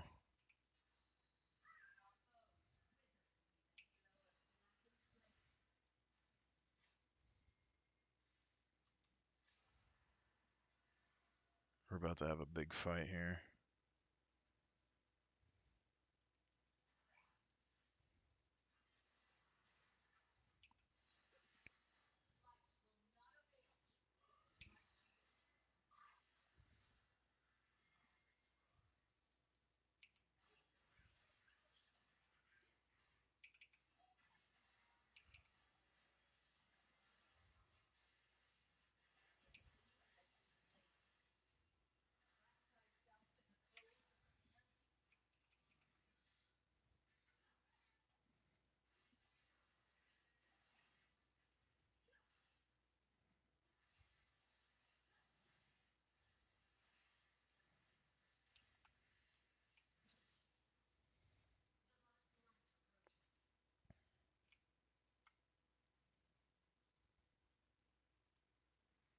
I don't know why he's backing right there, but whatever. Because he got some extra gold or something.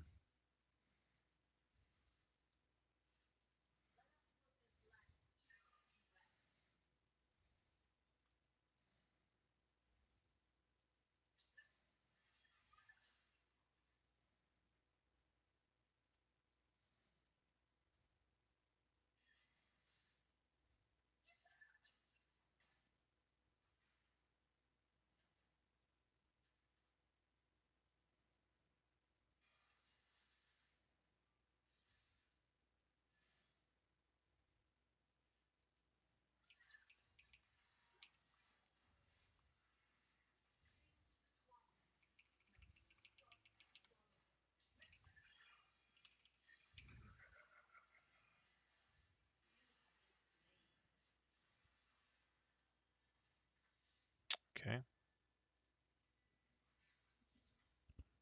I think here we just go boots. Actually, I think we just go ahead and grab lucidity boots as quickly as we can. Drop this down.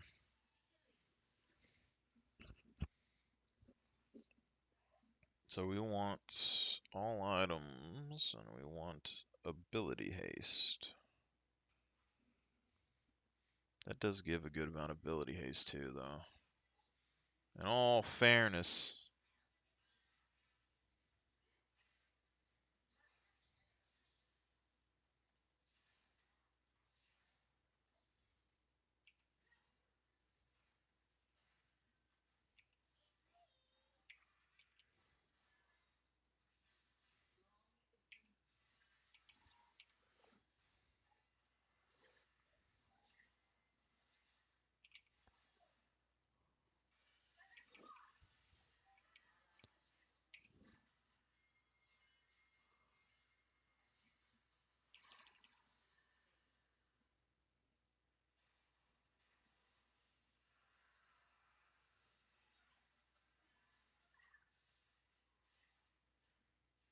use your auto attacks, man.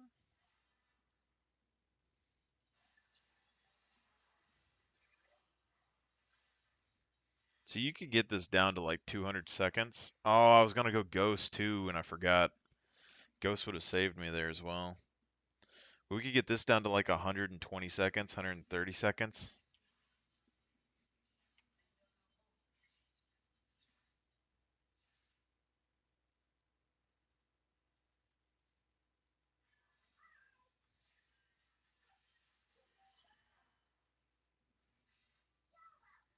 I think Ghost is a better run for Leona. Like, yeah, it's not as instantaneous as the other stuff, but still gonna be a good bit.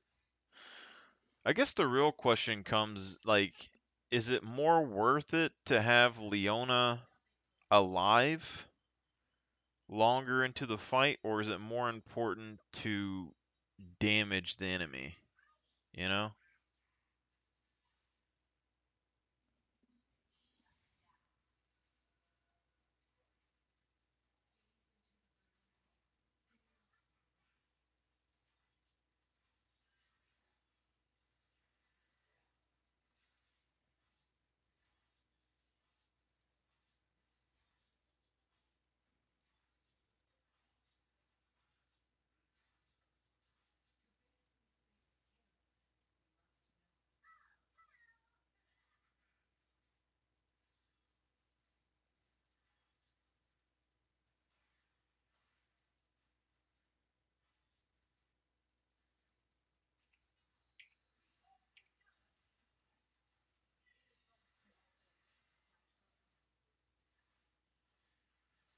I could ult him.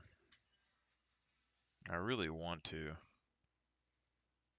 I just don't think Twitch can win against the other chick very easily. This is a terrible idea.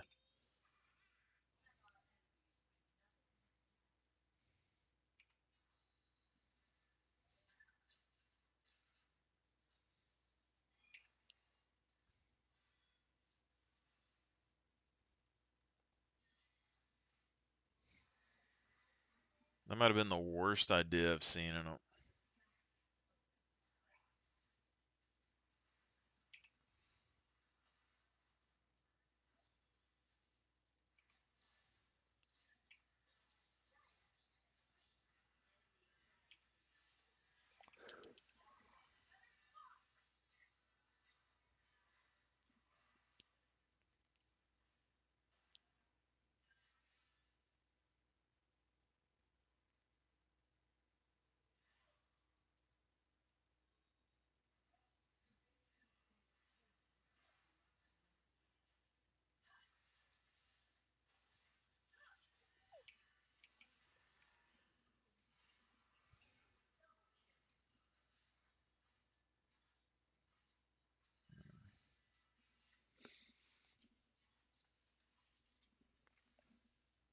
Because if you go in as Leona and die, then you can't get off any more auto attacks, which kind of sucks.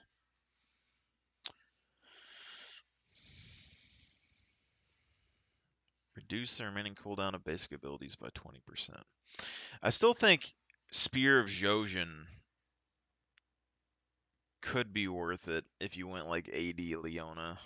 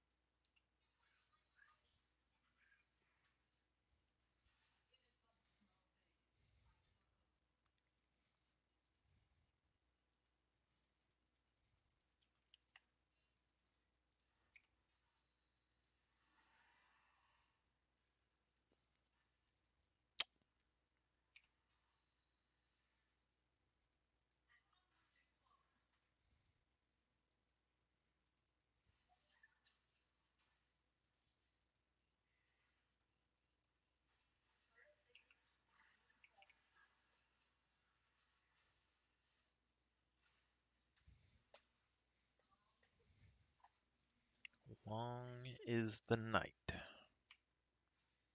She's a level 9. She has a finished item. I don't know how Twitch isn't pushing in.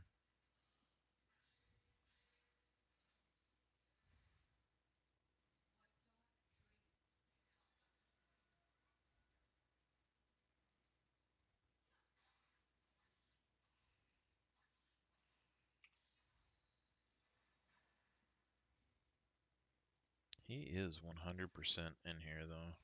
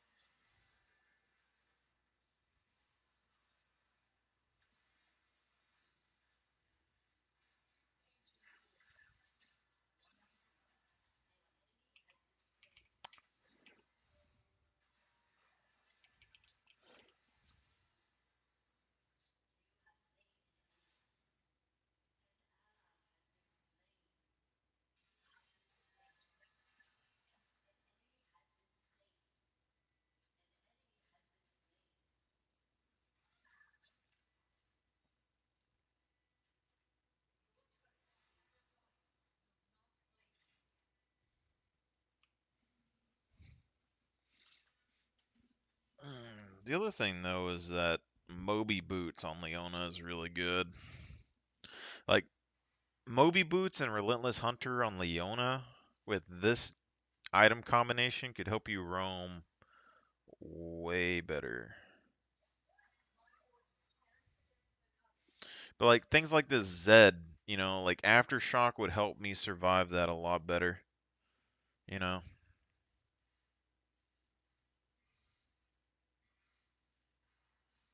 Get like 600 damage off, get a little bit of extra.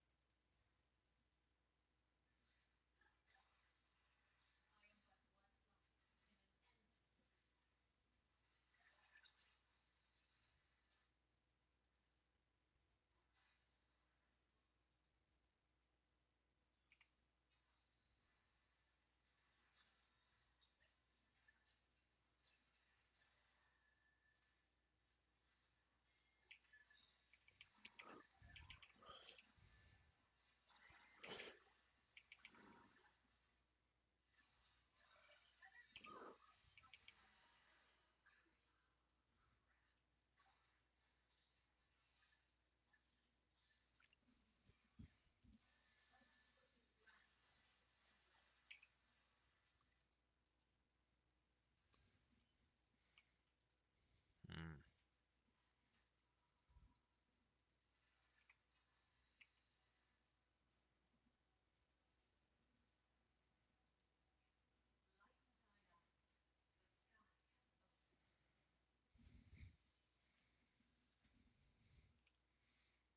So, Frozen Heart.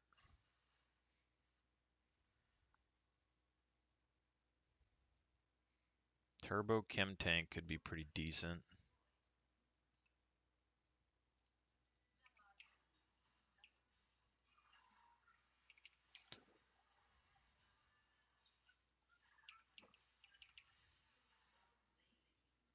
Jesus. Maybe I shouldn't have wasted my ult on him. So, cooldown reduction. Knight's Vow is giving us a lot of cooldown reduction.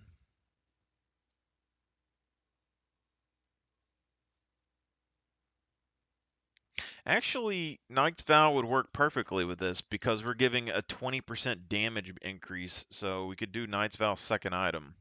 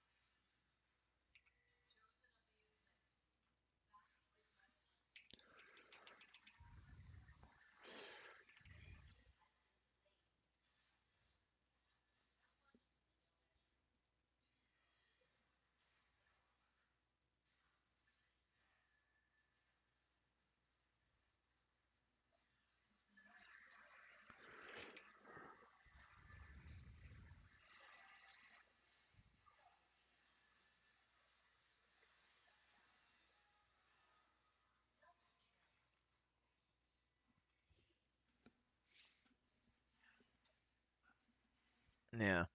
So, I think Knight's Vow is perfect for Leona because of her passive. So while your worthy ally is near you, 10% of the damage goes to you, okay? But especially if you're attacking two people and your passive is doing, you know, 200 damage per person, and you're receiving 7 of that back, you know, and you have the potential of doing this with like 5 champions.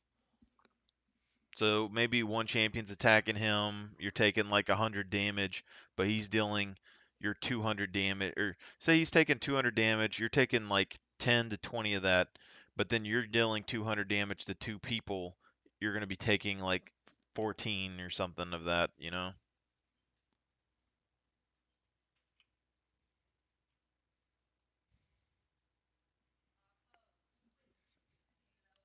And then my 22% increased damage is like for every, so if I deal, I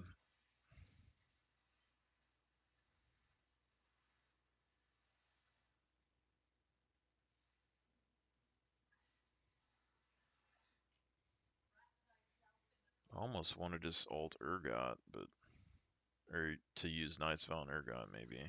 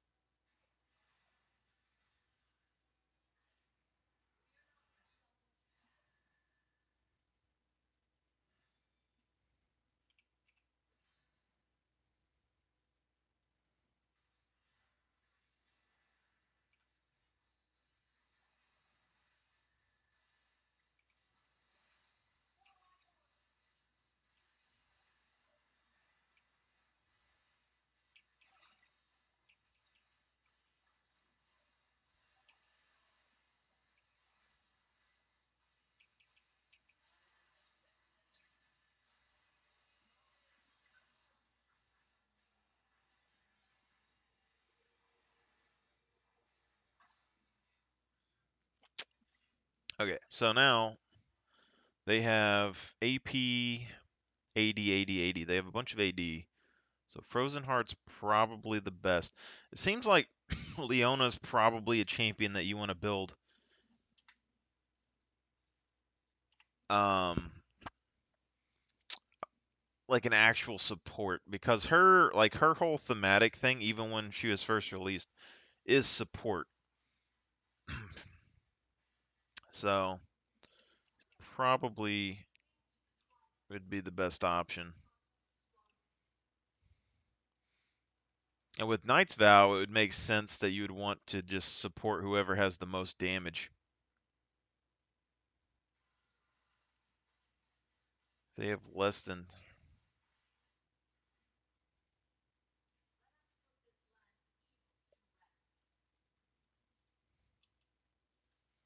God damn, I'm slow compared to Urgot. This thing's did 1,000.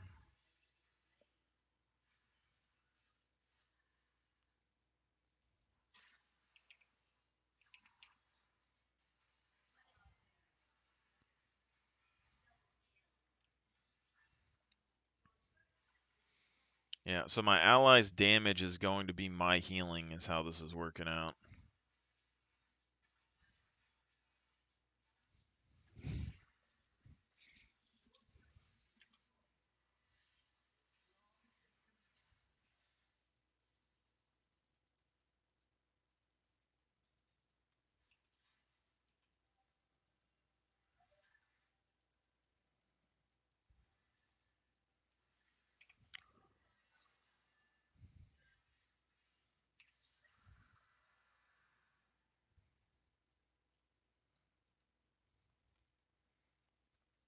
Okay.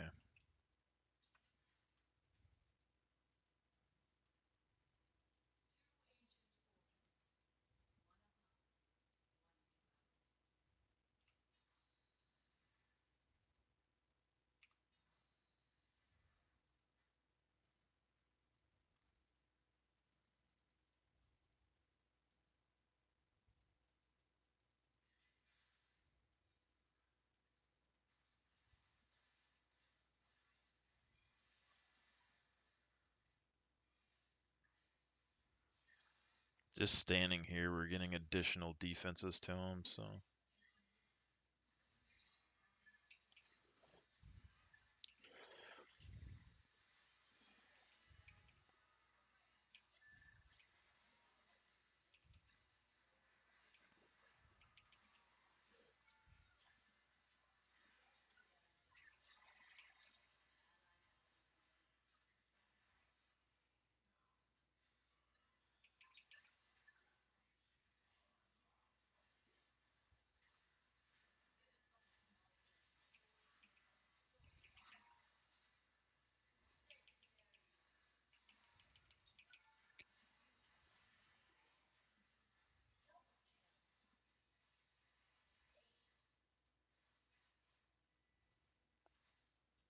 If we look at this though, like if we're focusing purely on this,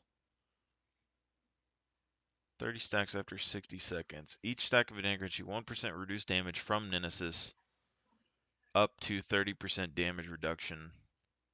At maximum stacks, your Nemesis has 20% reduced tenacity while near you. This could also be really good.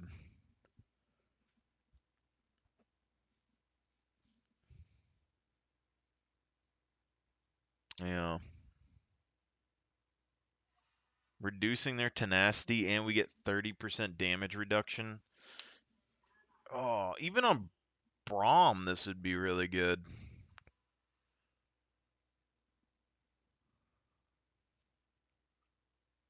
Yeah, that's something we probably need to look into more. Increased healing and shielding effectiveness. This could work with the other item. They give us more sustain with Knight's Vow. So that's probably something. I think this is probably something we should look at for like an early item to get, because you're looking at 30% damage reduction.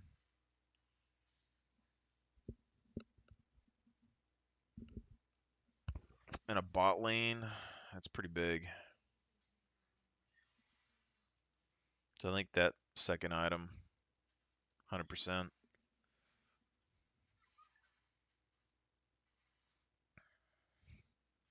And it's something that we probably need to look into for Braum as well, because Braum is going to,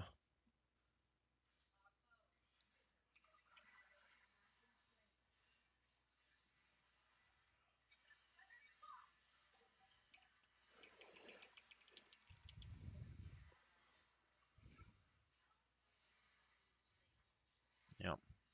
Because this right here, I mean, 90 armor is fine, but if we needed like magic resistance or something, we could mark a nemesis in bot lane. 30% damage reduction. Like we would take 30% reduced damage while our ally is doing 20 something increased damage to him. And the reason why I think it would work good on Braum as well is because his shield. Like you build that second item on Braum, and then if you build Jack Show and then that second item that gives you your health, then you're taking 30% reduced damage and then 90% reduced damage or whatever with his shield, or like another 30% reduced damage with his shield. And then you could proc the Protean and kind of get your health back, which I think would be super nuts.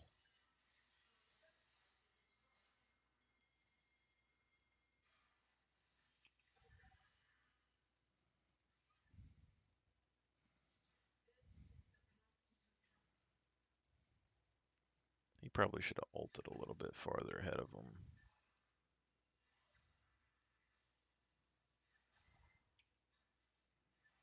This is down to 5 seconds.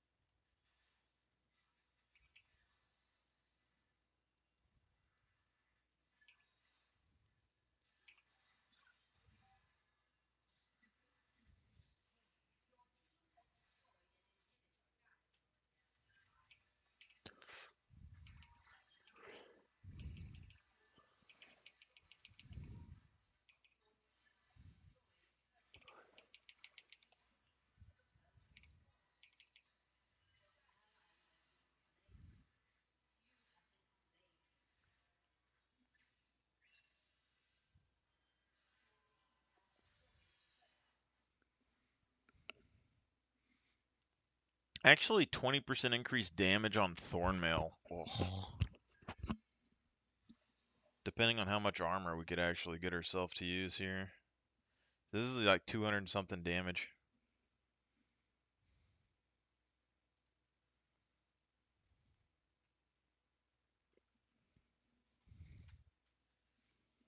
These guys, they have 4 AD, so I'm not super worried about it.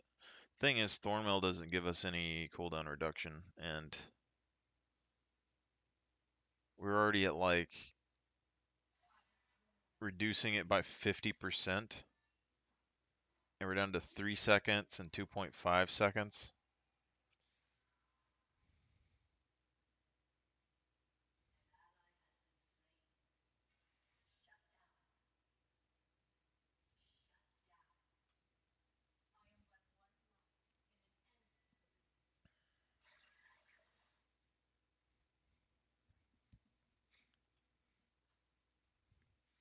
Thing is like 2.5 seconds actually worth it or not, you know?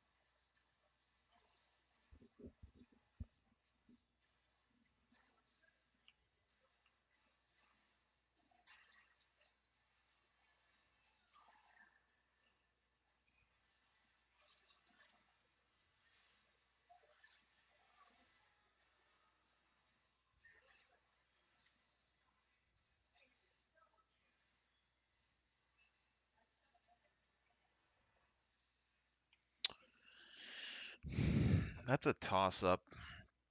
I think we want to do more damage to the enemy, so Thornmail's probably the better option.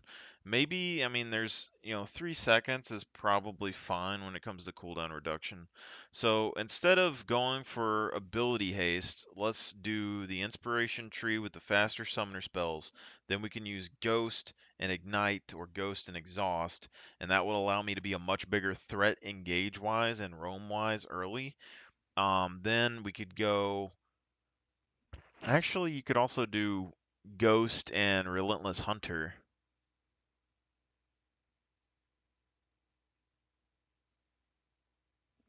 Hmm. We might have time for one more game.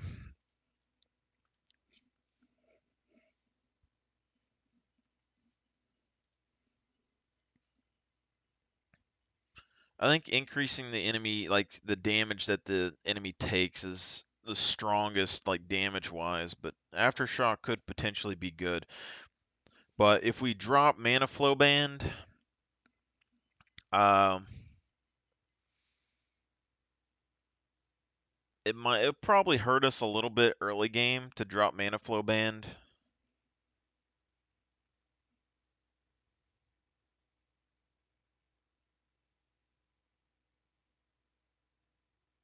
Honestly, though, that's just because anytime that we auto attack somebody, we get like 25 ability power, and our Q stun is like basically giving us 25 ability power, or it's basically like the same amount of AP that it uses or mana that it uses, so it's like really weird. So here we want Ghost. Ghost already has a lower cooldown than Flash, so we don't necessarily have to have cooldown reduction. We could go Celerity and Water Walking to give even more increased movement speed. We've already know that this can do quite a lot, but if we go Relentless Hunter, we get access to Zombie Ward, which is really good.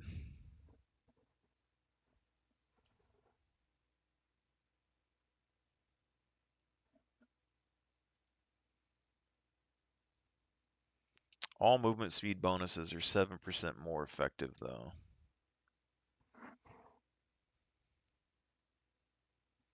I mean, that just seems like it'd be pretty good. Be good early game. 7% more effective early game. And we gain 1% move speed.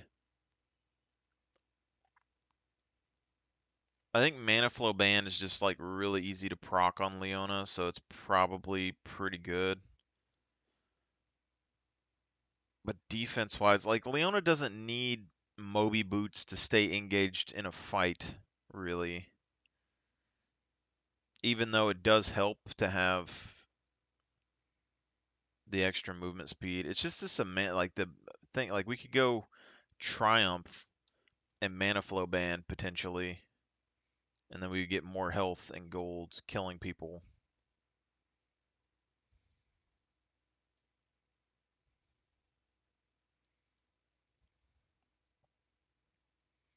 This will give us early game pressure.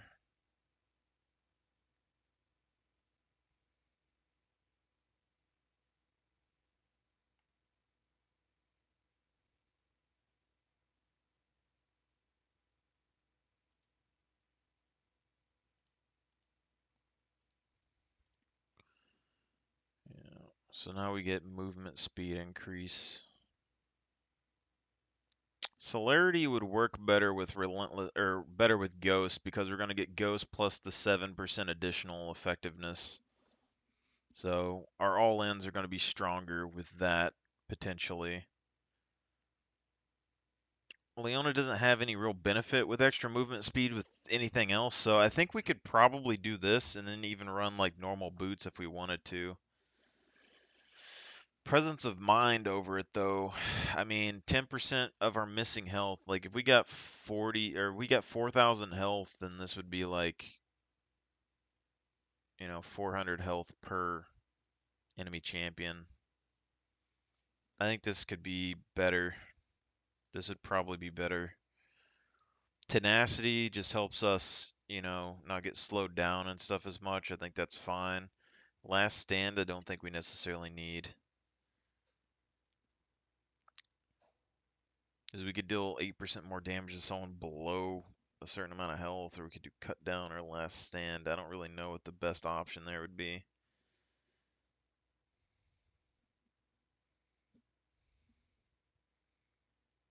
Maybe Coupe de Grace.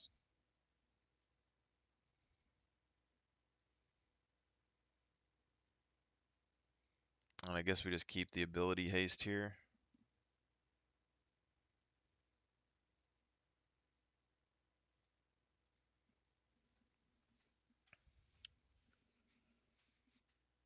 Yeah. So the Ghost seems like it fits her movie, like her intro video, a little bit better than Flash, because if you see, she was running next to Ari inside the video when she was released or showcased or whatever for the League of Legends video. So Ari can dash and is pretty mobile. So if Leona's keeping up with her, I think it's a pretty strong idea that she's going to be pretty fast. And in that case, I think it just depends. And then with this, it means we could build like armor boots or any kind of boots that we need into the early game, and then we could just use Ghost during like offensive times with Leona, because as soon as they die, it's going to refresh Ghost, and so pretty much a whole team fight we could potentially um, keep Ghost activated like Braum does, because it helps Braum reposition like these kind of peel supports. I just feel like the movement speed is just way too powerful in a team fight situation, trying to like run somebody down and get to your ADC, especially the lower elo where your ADCs like run off in the middle of nowhere.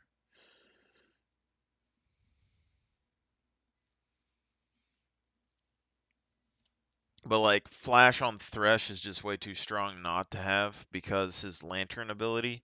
But like Nautilus, I mean, you could potentially use Ghost on Nautilus or Flash on Nautilus. I think Flash is probably the best for him just for engage. But Nautilus can also use like Exhaust and Ignite, and then you just like all in people with double summoner spells because his hook is basically his flash. Like you could argue that you could flash, like you could argue with Nautilus that you could flash alt combo, right? But you could also argue with Nautilus that you could hook alt's hook combo, because when his cooldown reduction gets low, when you hook terrain, it has like a 4-second cooldown. So you hook and then you alt, and then you just be able to use the 4 seconds while the alt's getting to him to like hook another person or something.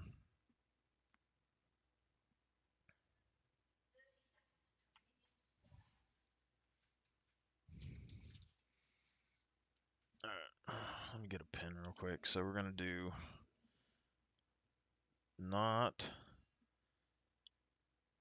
ignite slash exhaust. Leo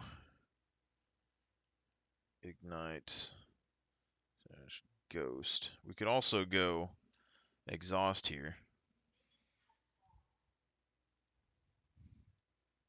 Thresh ignite flash Braum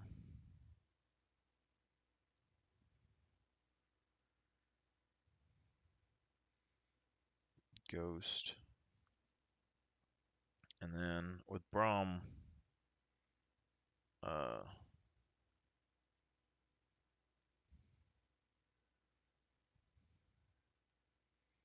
we need to look at that Nemesis item. I need to remember to do that on Leo as well.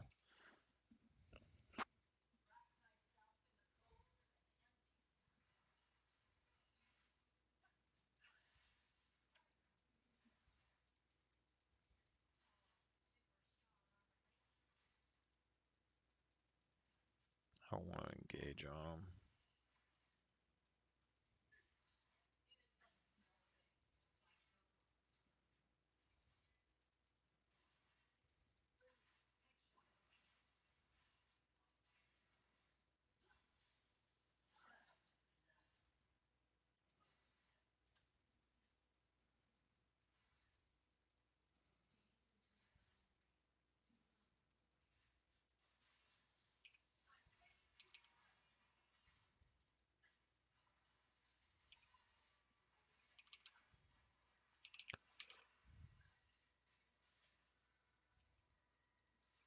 I forgot that I didn't have flash.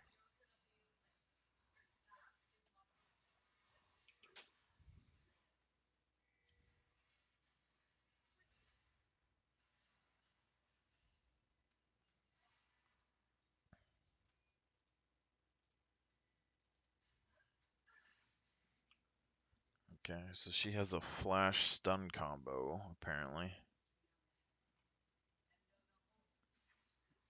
If I got my pots off there, I think we would have been fine, but I was kind of being aggressive. I thought I might have been able to bait out a pick on the ADC right there. I might have still been able to use my E to dash through. I don't know if her stun combo would have stopped it. But we're going to do the Shroud, and then we're going to go the Nemesis item, and we're going to use the Nemesis item on the ADC.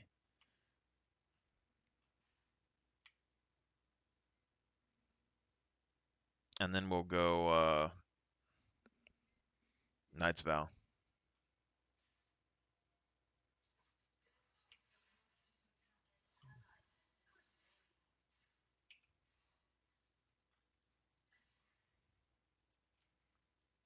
Yeah, she got boots. I don't think it's that big of a deal.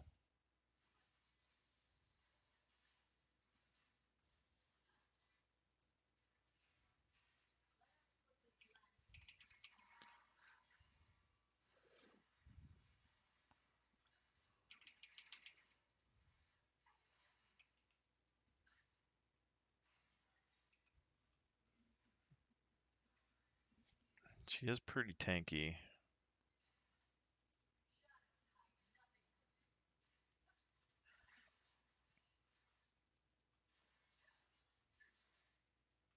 trying to proc my thing, and ADC's always like that's my biggest pet peeve with ADCs. Like if they don't let you get the farm, that's fine. I can like leave lane or whatever. But it's like when you go and I'm moving up to proc my thing and you kill the minion, which like freezes me and completely ruins the reason why I've walked up, and then I get punished by the other side because I walked up for it. It's stupid.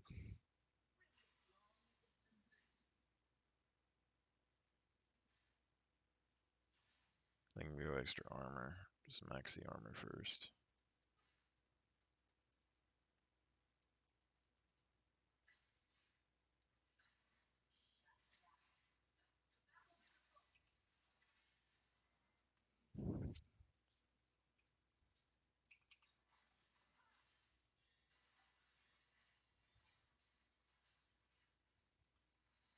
So the horse is weak.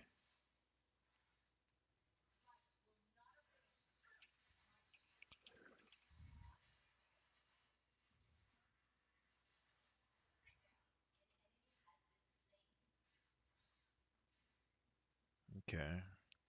So when she's in horse form, she's squishy. That's interesting.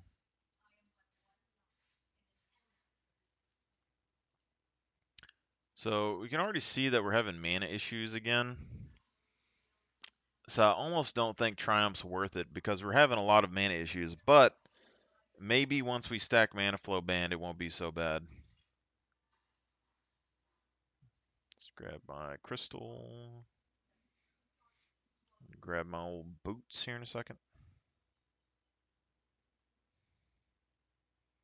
Wish they had a male version of this character. Only person with a sword and shield, you know? That's all I need in life, a sword, shield character. I would come and play. Like, give Garen a shield. Boom. Completed. I'm actually fine with Garen, even though I think he's kind of a champion. He's but you know he looks decent, so I'm not super worried about it.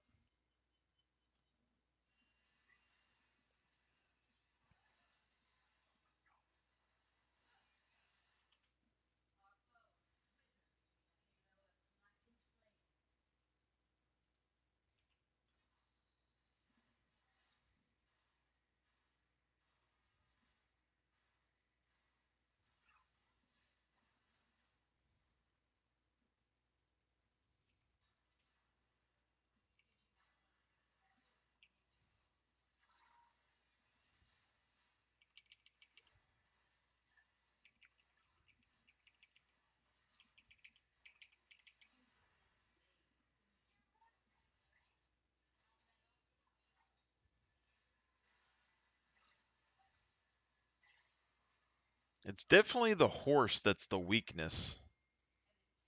The support on the horse is very squishy.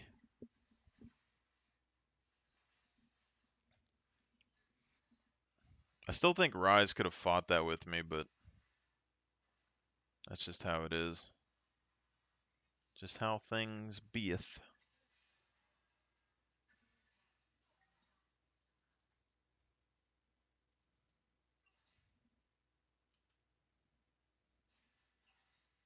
Rise still hasn't backed.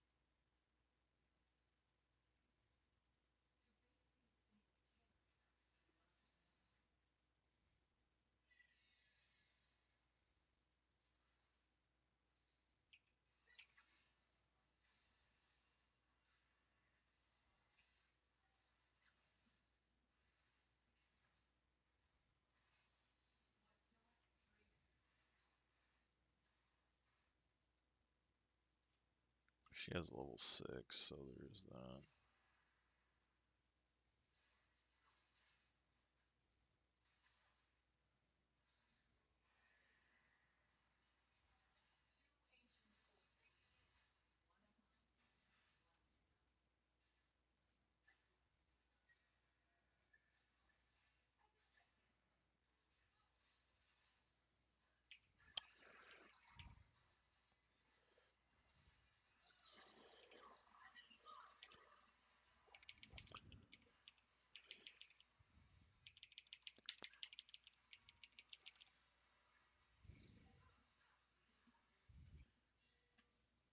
God damn it.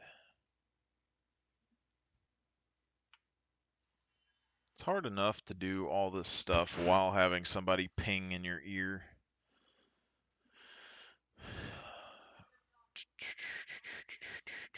What do we do here? We got 80, 80, 80 hybrid. It's pretty much armor boots.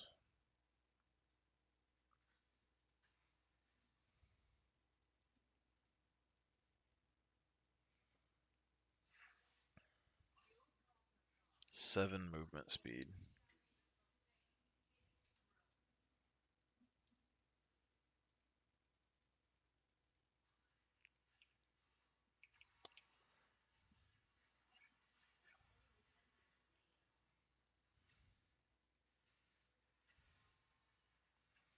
Yeah, I don't think Triumph is worth it early game. The other one, like the mana combo, gives you a lot more kill potential early. Or get out of here.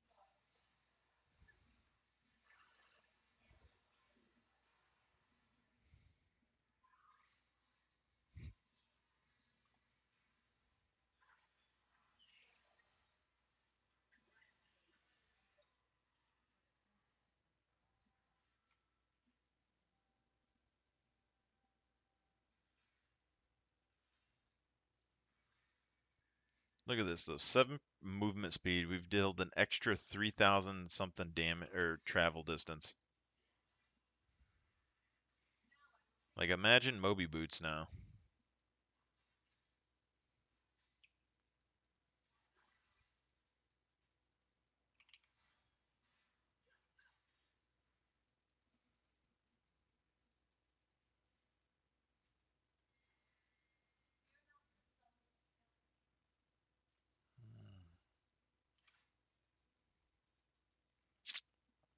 I think we could help her God get this Jax.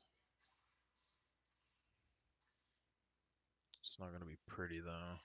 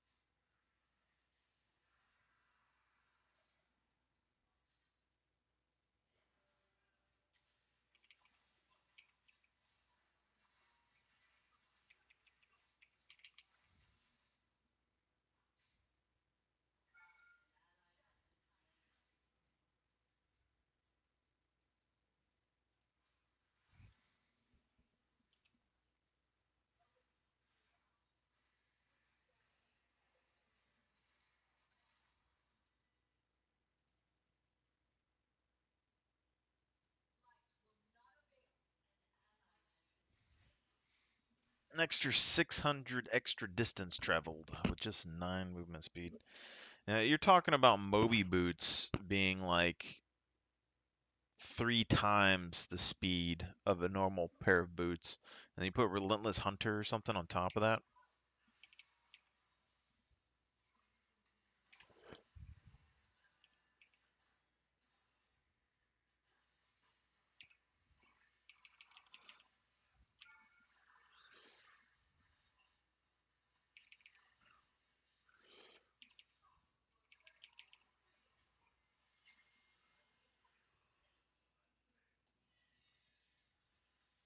Oh, look at that.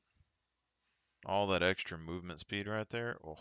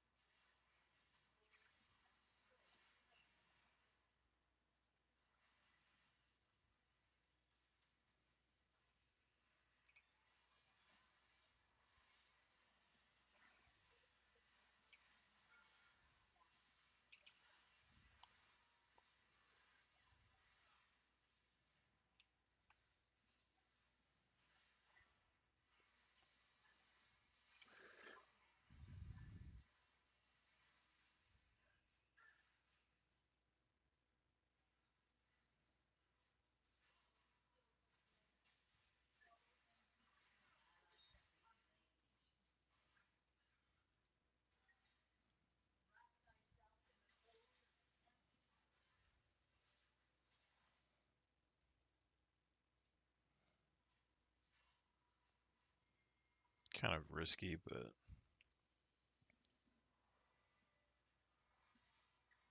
go ahead and grab this.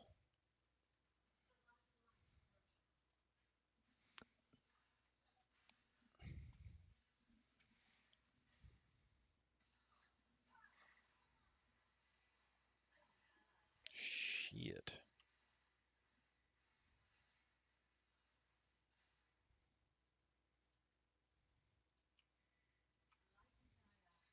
I don't know if we can afford to build the Nemesis item. I mean, we could put it on Tristana.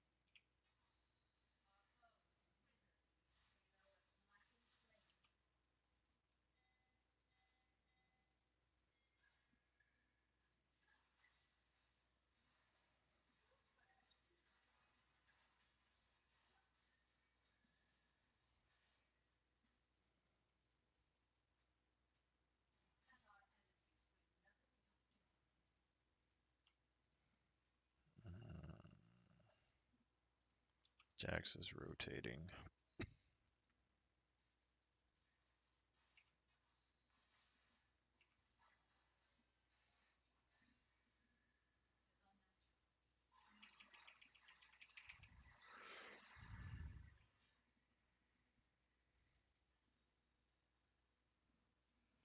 .600 health. 30% damage reduction. 20% reduced tenacity. I can only assume that makes my stun duration longer.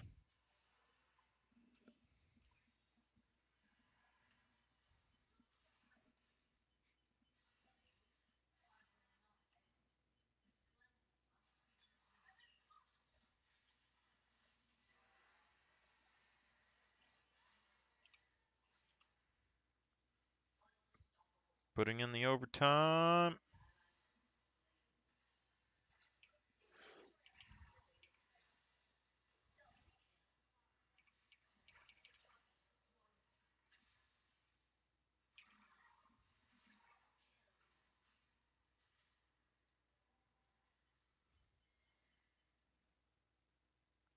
See, Flash wouldn't have did anything right there.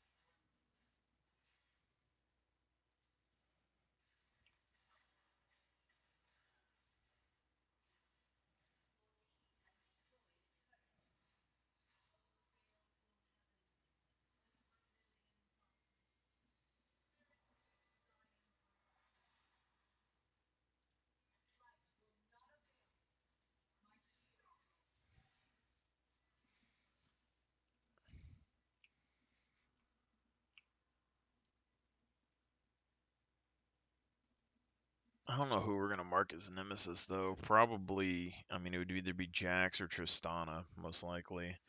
There's a lot of damage here, though.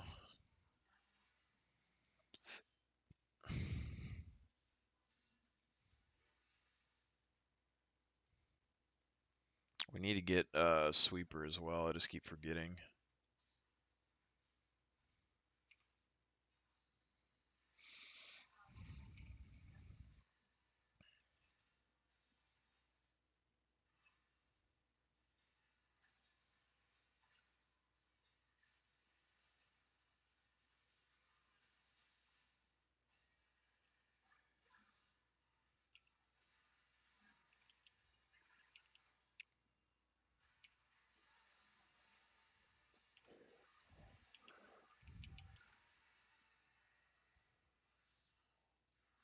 Useless ult.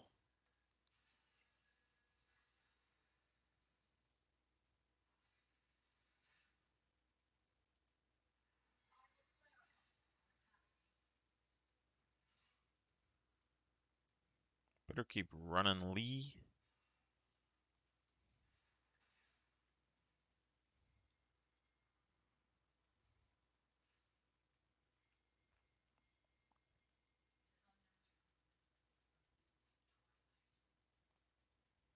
I think he went that way.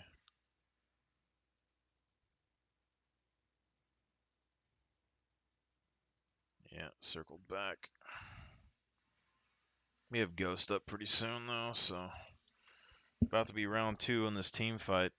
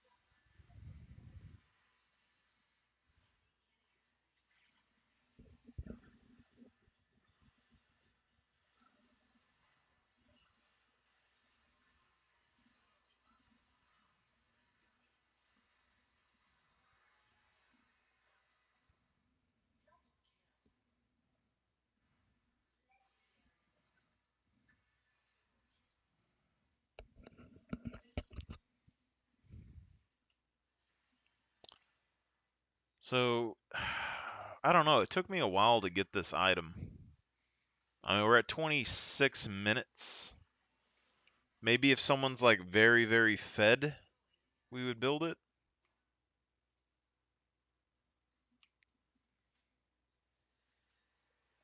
But Knight's Vow probably would have been just as good for that. I mean, just put it on. If I think if someone on our team is like fed, then we can go Knight's Vow, and if someone on their team is just absurdly fed, then we could just go the other option maybe. But that's probably going to be it for my games today. We'll see what we do tomorrow. I'm about to head to work, so y'all guys have a good one. And I wrote down some notes for the other builds. I haven't played my other supports in a while, so I can't even hardly remember how we decided to play them. So